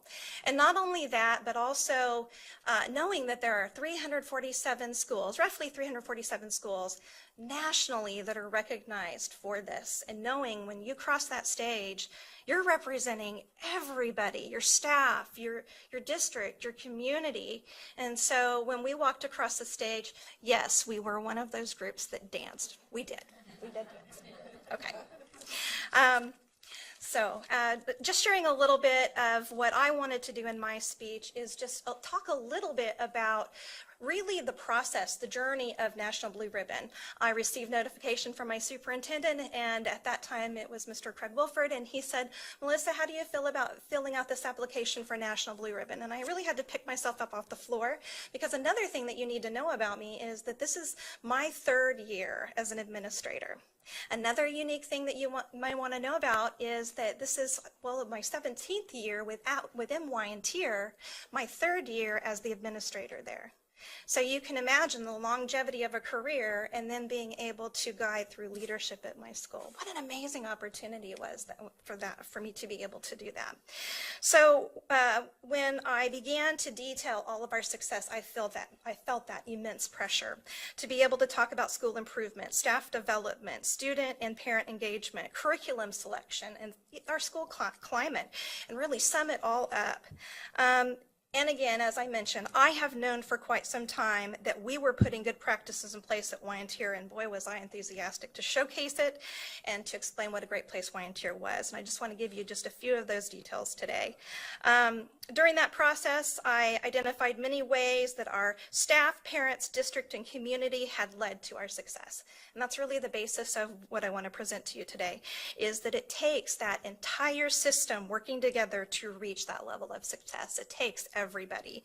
And so just detailing that, first is the staff at Wyantier.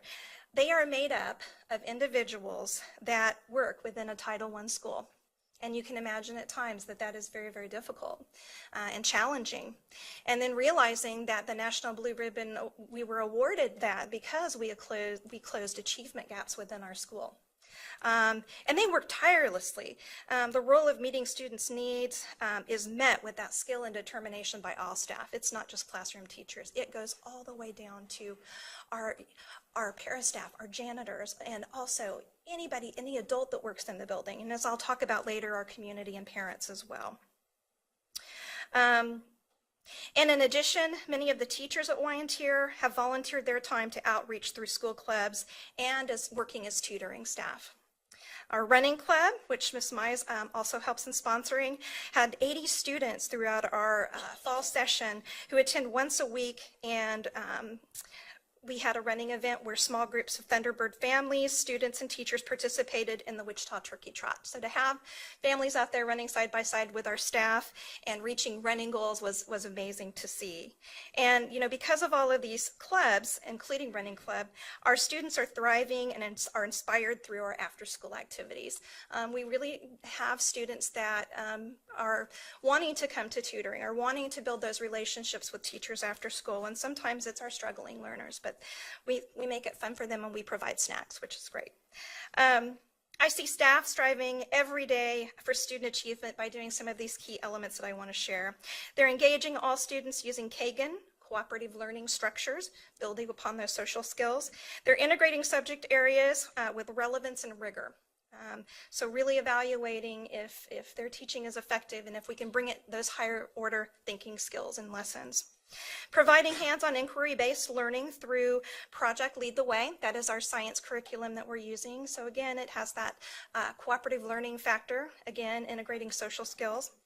And the staff are addressing the needs of the whole child and social and emotional through the curriculum second step. It seems to be a common factor with a lot of our administrators today. We have to be very meaningful in making time in the day to do so. And most importantly, staff collaborating, reviewing data, and making plans for tier intervention with the commitment for improvement. And I can say my staff are relentless in that process. And the kids know there is that high expectation for students to come to school and do their best and know that we're monitoring their growth and their success. The next factor of success would be our volunteer parent Thunderbirds. Volunteers are a very, very, very big part of our success. If you walk down our hallway most days, you'll see parents out in the hallway helping kids. Helping them with their daily skills practice. And when we had a career day, when we're trying to develop those career pathways, we had so many parents coming in to present and talk to the students about their careers. And field trips and field day. All of these things would not be as successful if we did not have the vast amount of parent volunteers that we do. And recently, our PTO, we had a Volunteer Winter Carnival. And my goal for that as I began my administration was, what can we pair it with to extend the learning, the education? So we've got the cotton candy. How can we bring some learning on with this too? So we paired and we did the Scholastic Book Fair. And never in my wildest dreams did I imagine what would happen when we did those two things.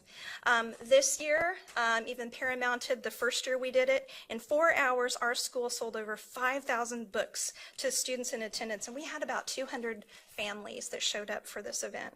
And we're so fortunate that parents are willing to come and spend that time. We had a STEM night that was provided through Exploration Place, and it was our first year in doing so. And we just had parents come and just spend the time to do each one of those hands-on centers. And Volunteer, truly, when our doors are open in the evening, we have parents coming, and it's a fun place to be in the evening.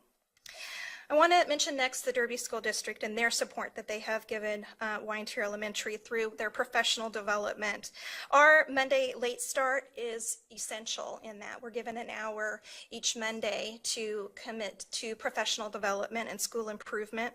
And it gives the teachers time to have grade level collaboration and really focus on the needs of students. Currently, Volunteer has 4 specialists that have been given to us through training, a 2-year of intense commitment and training that was a partnership between Derby School District and another organization called ALTA.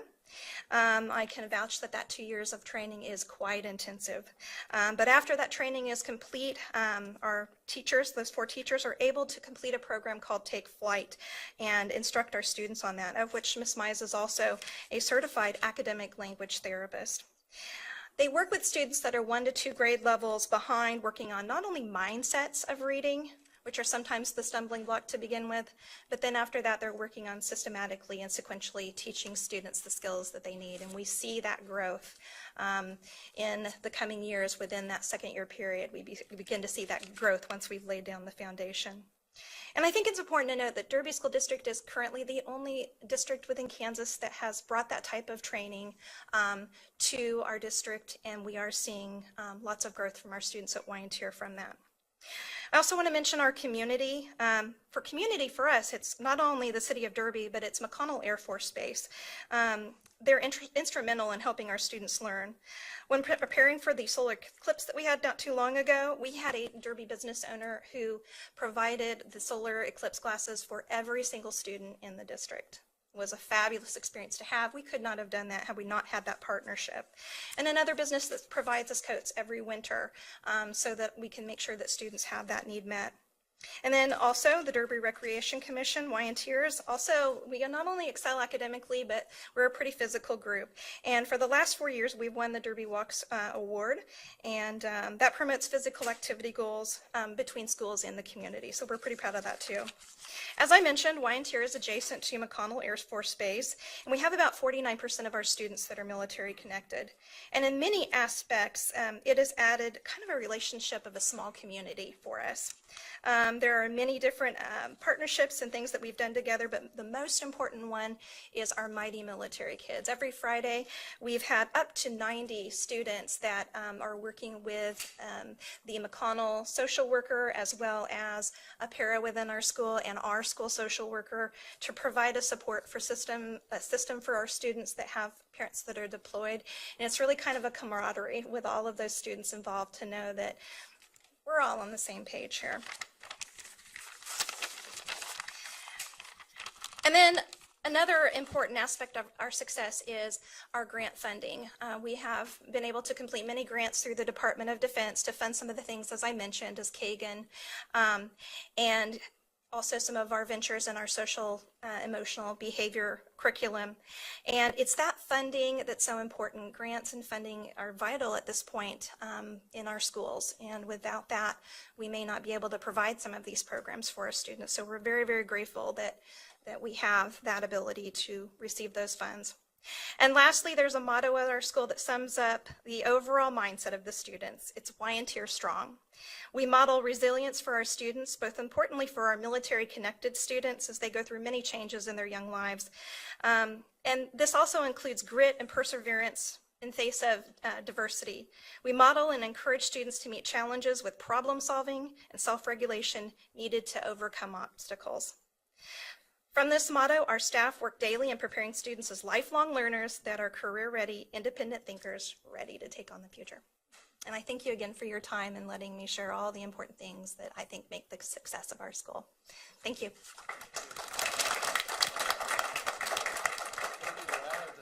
I have the certificates?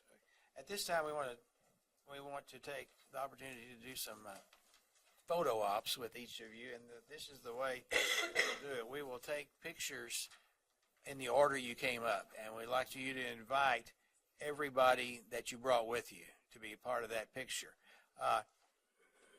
Dina represents the Geary County Schools. John represents Gardner Edgerton. Kathy represents Hayesville, and Jim represents Derby. We invite you to be part of the pictures, and any other board members that wants to be in the pictures, feel free to do so.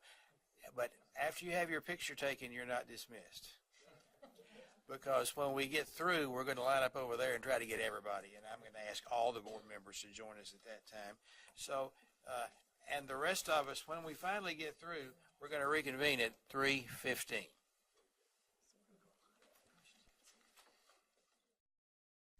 Okay, we are going to reconvene, and we are act on recommendations of the Professional Practices Commission. Linda, it's all yours. Good afternoon. Can you hear me? About every other word, yes. Okay, I'll try slowly. I come before you today with Okay, we've got a problem. I'm double speaking. It's not you, probably. Can we? We're only getting about every other word, Nick. Just a second. Nick's going to make it well. Okay. Yes, should I turn off? Turn off so I don't see you? I don't think so. It's like I did last time. Okay, it works now. Is that okay? How do I sound? Okay. All right, here we go. There are two cases that come before you today. One is Craig Butler. This is a case that the PPC heard in October, and the second is Tyler Johnston. This is a case that we heard in December, and in both cases, the PPC voted to recommend to the board that Dr. Butler's application to renew his license be approved and to grant Mr. Johnston's application for a license. And I'm happy to tell you a little bit more about these if you want to hear them or if you just want to ask questions. Sally. I move that the Kansas State Board of Education adopt the findings of the fact and conclusions of the law of the Professional Practice Commission and grant the applications of Greg Butler and Tyler Johnson. Is there a second to that motion? Nina seconds that motion. Discussion? Questions? Steve? Just curious how this works. Why is one board, one vote 7 people and one is 9? They were two different meetings, so it just had to do with the number of members of the commission that were able to be at the 2 meetings. Thank you. Appreciate that. Mm-hmm. Any other questions? In that case, we're ready to vote. All in favor? All opposed? Motion carries unanimously. I'm sorry we couldn't take more of your time. See you next time. Thank you.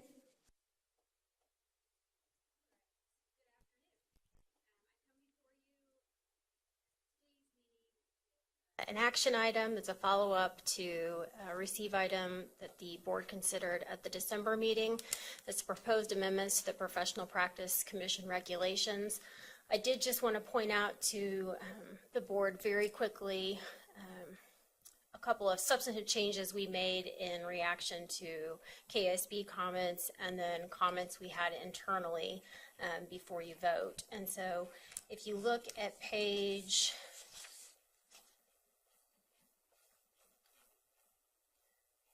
I believe it's 71 of your materials. You'll see here subsection 13. We've stricken another and replaced it with any, and that's simply so we ensure we include any Kansas licensure actions also. When it read just another state, it would have been a state other than Kansas. So I did want to point out that change from the last meeting, and then we made a similar change further down in the regulation where that language is mirrored again on the bottom of page 72. You see here in subsection F, we struck another and replaced it with any. And then on the bottom of page 73, that 2B, we removed the word due process because KSB thought that it might be confusing. Was it different due process than what is already considered in the regulation? And we agreed after discussion in the office. And so we just removed that language with the understanding that the person would be due the due process that's already explained in the regulation. So if you have any further questions about these regulations, I'm happy to answer them.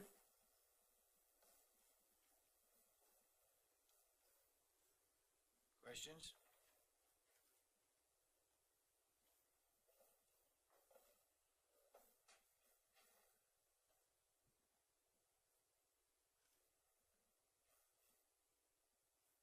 Everybody looks pretty intent here. I'll give you a chance to. All right.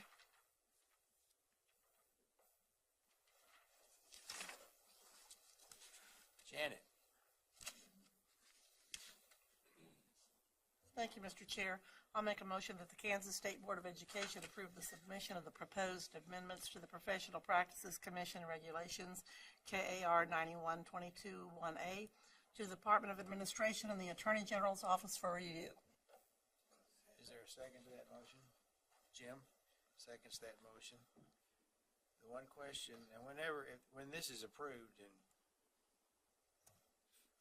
15 months or 15 years, whenever that happens, does it come back to us for final approval? It does. And so And I came prepared in case you guys have questions about the process. This is from the Department of Administration's flow chart. And so the next steps are to submit it to the Department of Administration and the Attorney General. Their guidance says that each of those steps in and of itself can take at least several weeks. They consider them on a first come, first served basis. And then they go to the Secretary of State. Just to get through that process. And then notice will be published in the Kansas Register, and we'll have to wait another 61 days before there's a public hearing. And then that is when they come back before this body. So you will get an opportunity to review changes that the Department of Administration made, that the Attorney General's office made, and then also to incorporate any of the public's comments at that time. so we will have numerous opportunities along the way to look at this again. And then when they're implemented before revocation or anything like that happens, we address that again. Yeah, absolutely. Yes. There are no other questions, so we're ready to vote. All in favor, raise. Ken. So the purpose of this change was what? You mean just the holistic change to Yeah. this regulation? It was to improve notice to educators that there's conduct that we may be pursuing for disciplinary action. It strengthened somewhat, and to let them know that we're. Our belief is that the regulation has always allowed this board the discretion to pursue conduct that it believes is actionable, but this list just adds a couple of new, or a few, more than a couple of new enumerated reasons. Right. Okay, thank you. Anything else? If not, I assume we're ready to vote. All in favor, raise your hand. All opposed? 10-0. Thank you.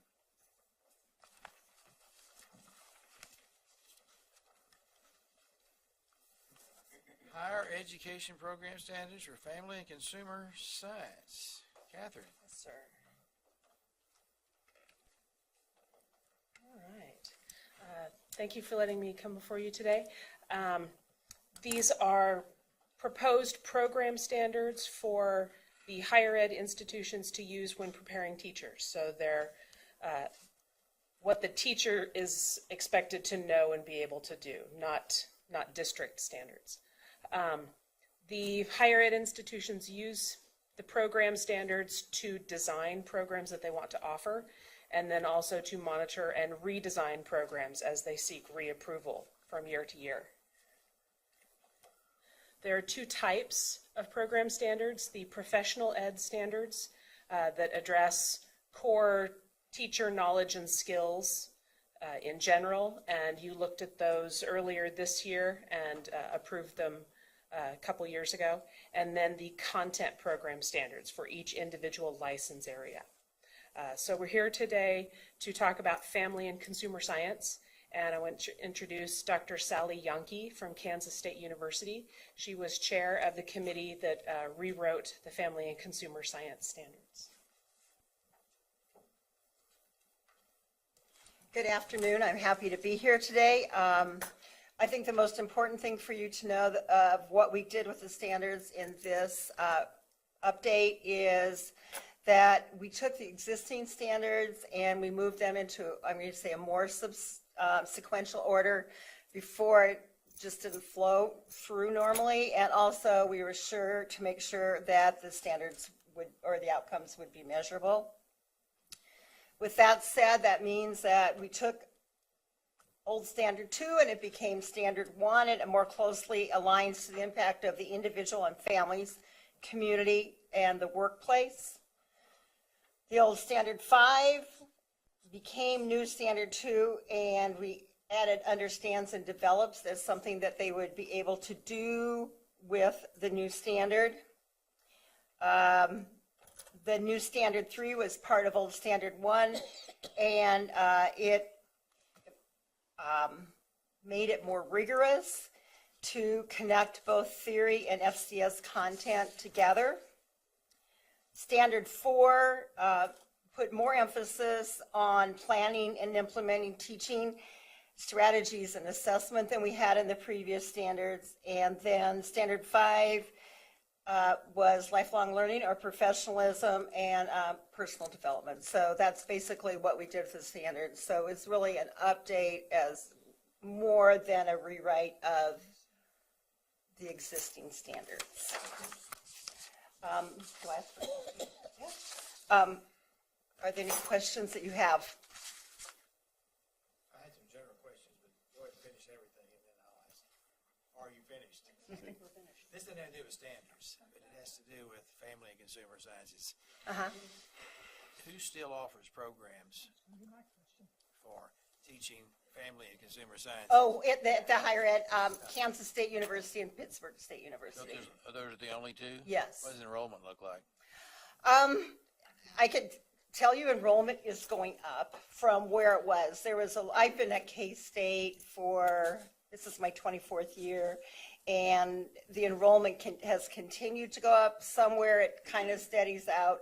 Within my whole program at K-State, I usually have somewhere between 35 and 50 students. That's freshmen through seniors. Okay. In this state, we have approximately 85 to 90 family consumer science teachers in the pipeline right now to universities.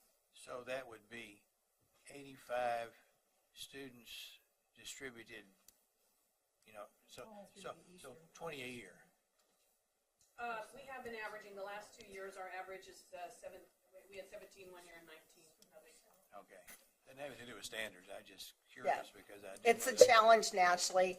Gayla and I both work on a national initiative across the country for recruitment and retention. So it's something that we're all facing, and we have a good group that's working as hard as we can from across the country. So, do you know how the supply and the demand balance? Is there more demand than those 85 in the yes, for lack of a better term pipeline? Right now, the supply and demand is closer than it has been in the 8 years that I've been here because of the strategic recruitment that we've done. Right now, we have approximately one fax teacher for every 2 to 3 positions that are open in the state.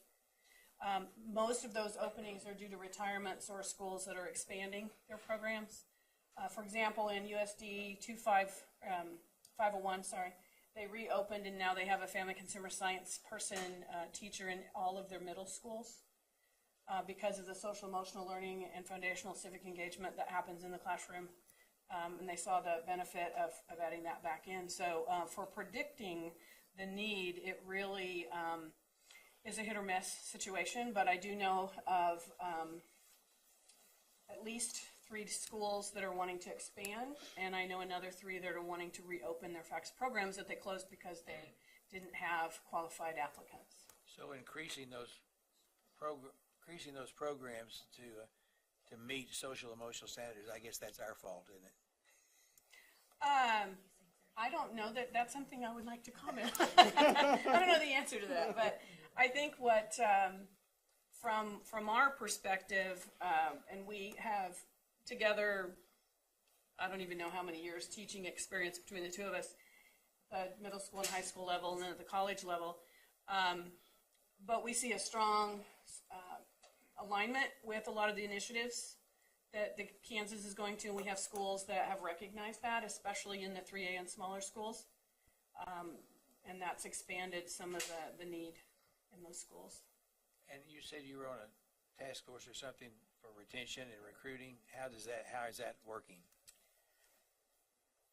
Well, I think that, to me, the best thing, I don't think we have numbers yet, but I think the thing that we're doing is a national branding. So nationally, there's a brand, so we all know that we're all working on the same page and we've got the same message coming out rather than each state trying to do individual stuff. So we're hoping that numbers like that that those kinds of things help with the number piece. I mean, So I assume that this is not, that the lack of balance between supply and demand is not just a Kansas issue. no. I do- In fact, Kansas is in probably better shape than lots of states are. I do want to share that the state administrators of family consumer sciences in Colorado, Oklahoma, Iowa, and Nebraska, we have a agreement, if you will, informal agreement, that if we have teachers that are looking to move to other states and are going to those particular states, we talk with each other and share the name so that they are welcomed when they move into states.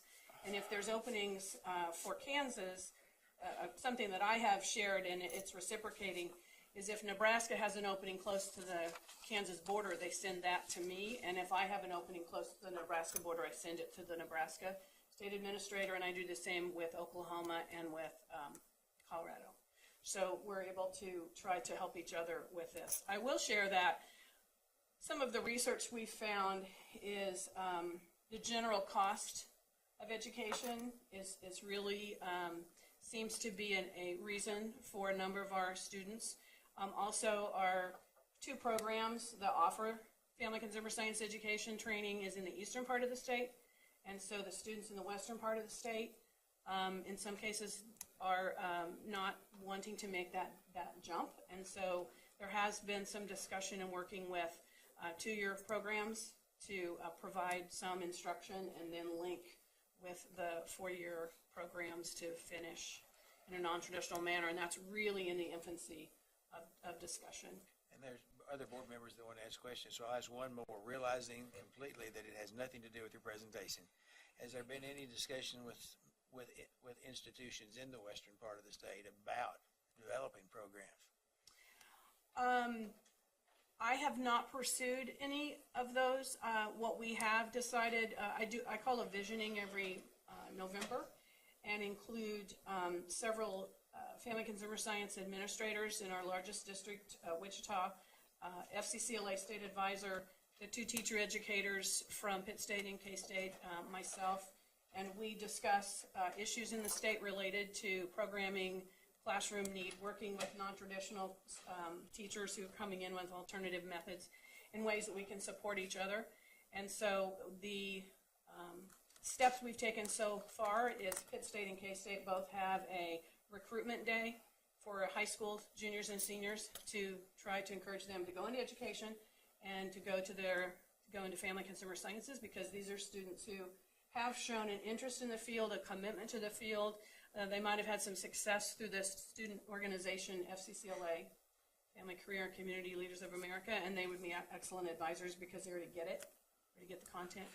But as far as looking at recruitment or establishing new programs, we were looking at an extension of PSU and KSU in the western part of the state and doing more of a 2+2, because those are the partners we have that already have bought into the need. But like everything else, as we know in education, staff is minimal, and that happens at the post-secondary level as well. We only have one full-time teacher educator in both of those schools that are trying to do recruitment and all the instruction and all of the administrative duties, and so you can only go so far so quickly. But we have looked at how we could use PSU and KSU's connections in the western part of the state. Okay, thank you. Dina?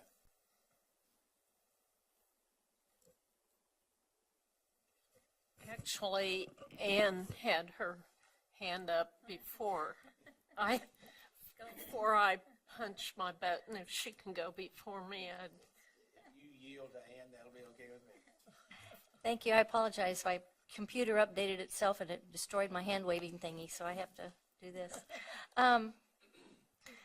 Okay, shows you how dated I am. I know family and consumer science has changed a bunch over the last 20 years, but is this also the program that's responsible for teaching culinary arts and fabric arts, or is that different? Because I didn't see anywhere on here you have to know how to sew and cook. Where is that? Well, can I answer that? Do you want to answer that? Go ahead. Go ahead. Okay. In Standard 2, it does talk about introducing careers in family consumer sciences. And we mentioned the pathways, in particular clusters that Family Consumer Science is aligned to in the state of Kansas. And we didn't get into the nuts and bolts of the actual skill set, but we did talk about it from a more generalized, as in technical skills aligned to culinary arts. But a lot of kids just, they don't want to do it for a living. They just want to know how to sew and how to cook. So right now, unfortunately, the schools don't have the luxury usually of offering courses unless they're local elective, and those are usually replaced with career cluster options. But do realize that before you could be successful in culinary arts, you do need to have a foundational understanding of food systems, right, processes. So safety and all that stuff. Well, I know that's why one school said they don't have the career path because their kids just want to learn how to cook. Well, if you would look at 3.2.8, I don't know if you've got those standards available or not, but that is under the content knowledge under function 2, as I said, and it's the teacher demonstrates an understanding of food preparation and meal planning. So this is then the teacher, this is my student at the university who needs to understand that, and then she or he take that into the classroom, and then they use that knowledge, whether it's a basic food preparation class or if it's a culinary class, and it would be the same way. I found the food one. I know there's the textiles one too. Textiles is in there. Yeah, so what I'm saying, so all of standard 2, right? All of standard 3 is all content. So if you look at standard 3, when you read through all that, that is all content. And if you look at standard 4, then that's all the pedagogy. How do you teach it? How do you assess it? And those pieces. So that's how we organize this time. So that's why I said we kind of took the old standards and we reworded them, because as teacher educators, we knew what we had to do to make that happen, but it wasn't spelled out as easily as it is. It's more clear now than it was before. Well, I know it's really popular in Topeka. It was culinary arts was the one thing they didn't move to the Tech Ed Center because they said they have so many kids at the 3 high schools who take it. They just left it at the high school, and maybe fabric textile arts will make a comeback now that we've got this thing going in Kansas City. It's always a local decision on how they want to teach the foundational skill set. So this is the knowledge and skills that the teachers need to have to be able to take that and translate it into the schools. Now, were you just doing that for Ann, or do you have questions? I do have a question. I was talking to some high school teachers, and they have had a major concern about the fact that we have so many young parents and feeling that there needs to be parenting and child development a strong component. So I notice it's on here, but how informed are the teachers going to be coming out of this program and going into a high school that perhaps has a number of high schoolers who are now parents? At K-State, that would fall underneath our Department of Family Studies and Human Services in the College of Human Ecology. And my students take more classes in those departments than they do in any other department. So I would say they're very well prepared. They take a child development class, they take a family relations class, they take a working with parents class. I'm going through the list, so I'm sure I'm missing something. So I would say the students are very well prepared to be able to do that. When they take the working with parents class, their final project for that is to put together a program that would be more of a community program than a school-based program to work with parents to gain knowledge and skills, and they all choose a different topic, of course, but so yes, they do have a lot of preparation in that. So it really will be again, something that the school needs to focus on. Correct. It's One of, because they're receiving Yes, the training at the college level. to the best that they can as being Okay, I will undergraduate. pass that word on. Thank you. realize that a number of our family consumer science teachers teaching do not hold a family consumer science education degree. Which may be the issue.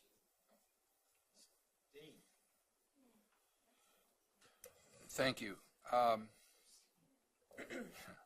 Whatever these are, they don't strike me as standards. I want to just pick 3 in a row here and focus on them. 3.1.5 CK, 3.1.5. The teacher understands the historical significance of the family as a basic unit of society and is familiar with public policies and social/cultural and economic factors that affect families. That doesn't strike me as a standard, as a wish list of a category.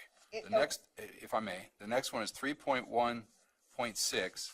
The teacher understands human sexuality and its impact on interpersonal relationships. I think there have been volumes written on that, and to call that a standard, it violates what I know as a standard. 3.1.7 says the teacher understands the stages, characteristics, and interrelatedness of physical, social, emotional, moral, and cognitive development throughout the life cycle. These are wonderful words.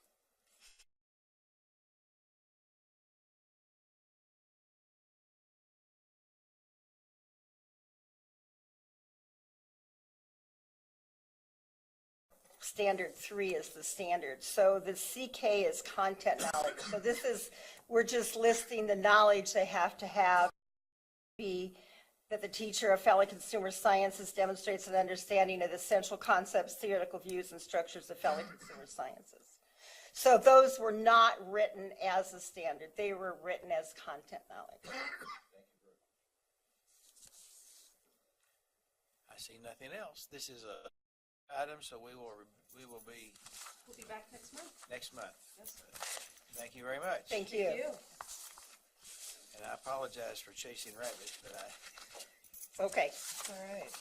Mr. Dennis. You want us out of here at 4:10. I vote for 4:30. I want to give you something that we find ourselves in a very unusual, unique position. December revenue, about this, look at it later, but it's interesting, and they put all the reasons why. But we exceeded revenue estimates in John, this is up in your caliber. Yeah. In December by 83 million.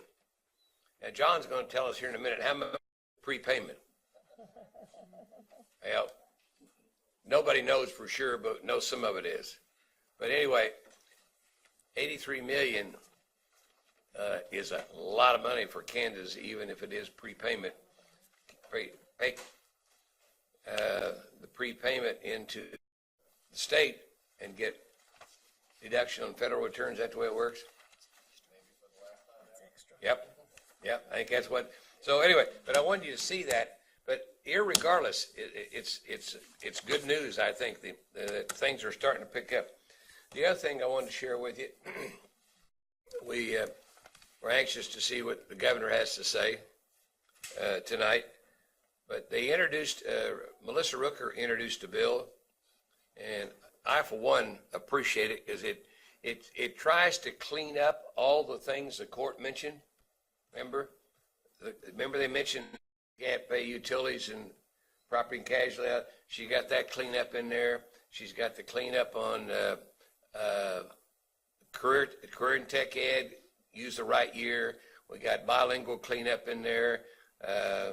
We got the LOB on the right budget year, the current year. It's a lot of stuff. And also, remember 10% floor on, she got all that cleanup as the court requested. And it is not necessarily a money bill, but it's really important to get all those cleanup things kind of out of the way. So she put all the cleanup things out of the way, and the total cost of doing the LOB and doing all that, I don't think the cost is going to be more than about $4 million. I mean, it's don't amount to anything. It's cleanup, but we got to do it. But it's helpful to get that done, and she introduced the bill and get that done. It also cleans up the transportation law. The other thing is that we just come a little bit ago from across there, and Representative Camel, he said he wasn't going to meet very often, maybe once or twice a week, and that their focus would be on budget, because that's K-12 education. We would not be meeting very often. In the other two committees, particularly the Senate Ed Committee, they're doing background material. You know, the court case. And it's things that we've heard several times, because it was before the School Finance Committee that met 3 days, then the Legislative Budget Committee. A lot of this you've heard before, and that's what they're doing this week. A lot of cleanup. And the other thing I'd share with you and I'll just drop it, and that is, when they signed the contract with the lady from Texas for a couple $100,000, why, in just a couple of days after that, we got a notice that came through the legislative staff, revisor, that they wanted some data from us, 10 years worth of data, and I won't go into all the detail on that, but it was multi-million lines of data.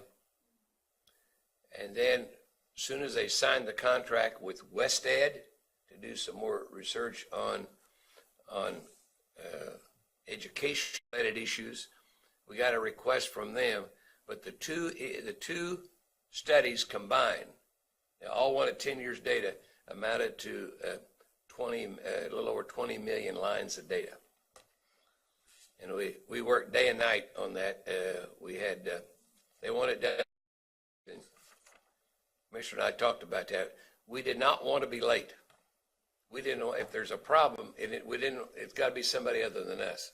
So staff busted their tail to get that done. And it wasn't, one of them was so large you couldn't just email it. It'd blow up. And so we put on, there's a way you can do it, and we figured out how to do it, but we put it on a flash drive and said, here it is. And we got them both there on the date they requested, but it took a lot of work on a lot of people's part in order to put that all together. Mr. Chairman, if possible, will you meet in the hallway at 410? I tried to get you through a different door, and they said nobody is going through. You got to go through that like we did last year. And if you got your label on, you're a state board member. Last year, remember, they were pretty nice. They said, go on, don't worry about it, and so forth. So we hope they'll do that again. So the only people that's walking through the door, I think, is employees primarily that work over there. So we need it, but 4:10, we have to have you seated in the gallery at 4:30. So the time we walk over, go through the security, get up to the fourth floor, we ought to make it by 4:30, if that's okay. I'm going to ask one question. All right. Will it be to the benefit, and this had nothing to do with money, is it to our benefit for the person at Texas A&M when they're making their decisions or making their recommendations to be aware of the Kansas Can vision? And should we submit something to them? I think it'd be wise in a very summarized fashion. If she wants more, she can ask. But we've got several documents already written. I'd be shocked if it's a person that knows what they're doing that hasn't reviewed all that. You with me? If you're going to do a $200,000 study, when you take a look at the website and that first thing pops up, Candace, assume she would have done that. But we don't want to get involved in their study in any way, except providing them a little information on that side would not hurt, I don't think. I believe that'd be fine. I'm talking about financial stuff. I know. About the vision and the importance that we Right. see in meeting the needs of each student. Summarize data in that fact, I think would not be a bad idea. Sally? My question is maybe not as much the summarized data, but for her to understand the different roles that the state board plays and the legislator plays, because we are so different than most states, and we're certainly different than Texas.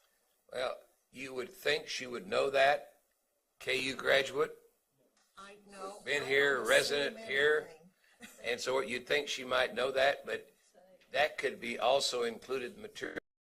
You don't want to get tied, in my opinion, to the study. It should be independent, but providing academic knowledge as to what we're trying to do, the Kansas Can vision, I don't think anything wrong with that. I'm not talking about even advocating, I'm talking about providing information. Yeah, I think By for the way, the, I was a superintendent in Kansas for 13 years.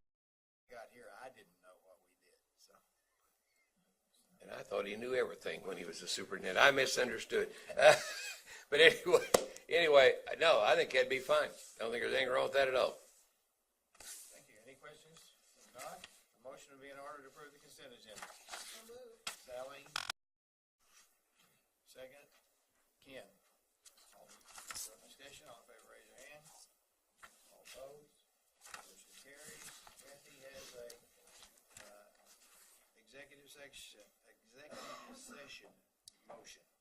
I move that the Kansas State Board of Education recess into executive session to discuss the subject of an individual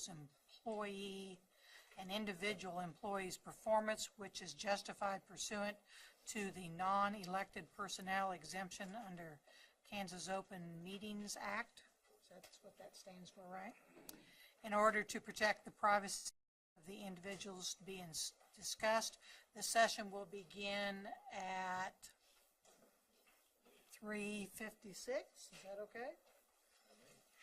And for 5 minutes, no action will be taken during the session, and the open meeting will resume in the boardroom at 4:01. Randy Watson and Mark Ferguson are invited to join the executive session. Is there a second? Steve, second the motion. All in favor? All opposed?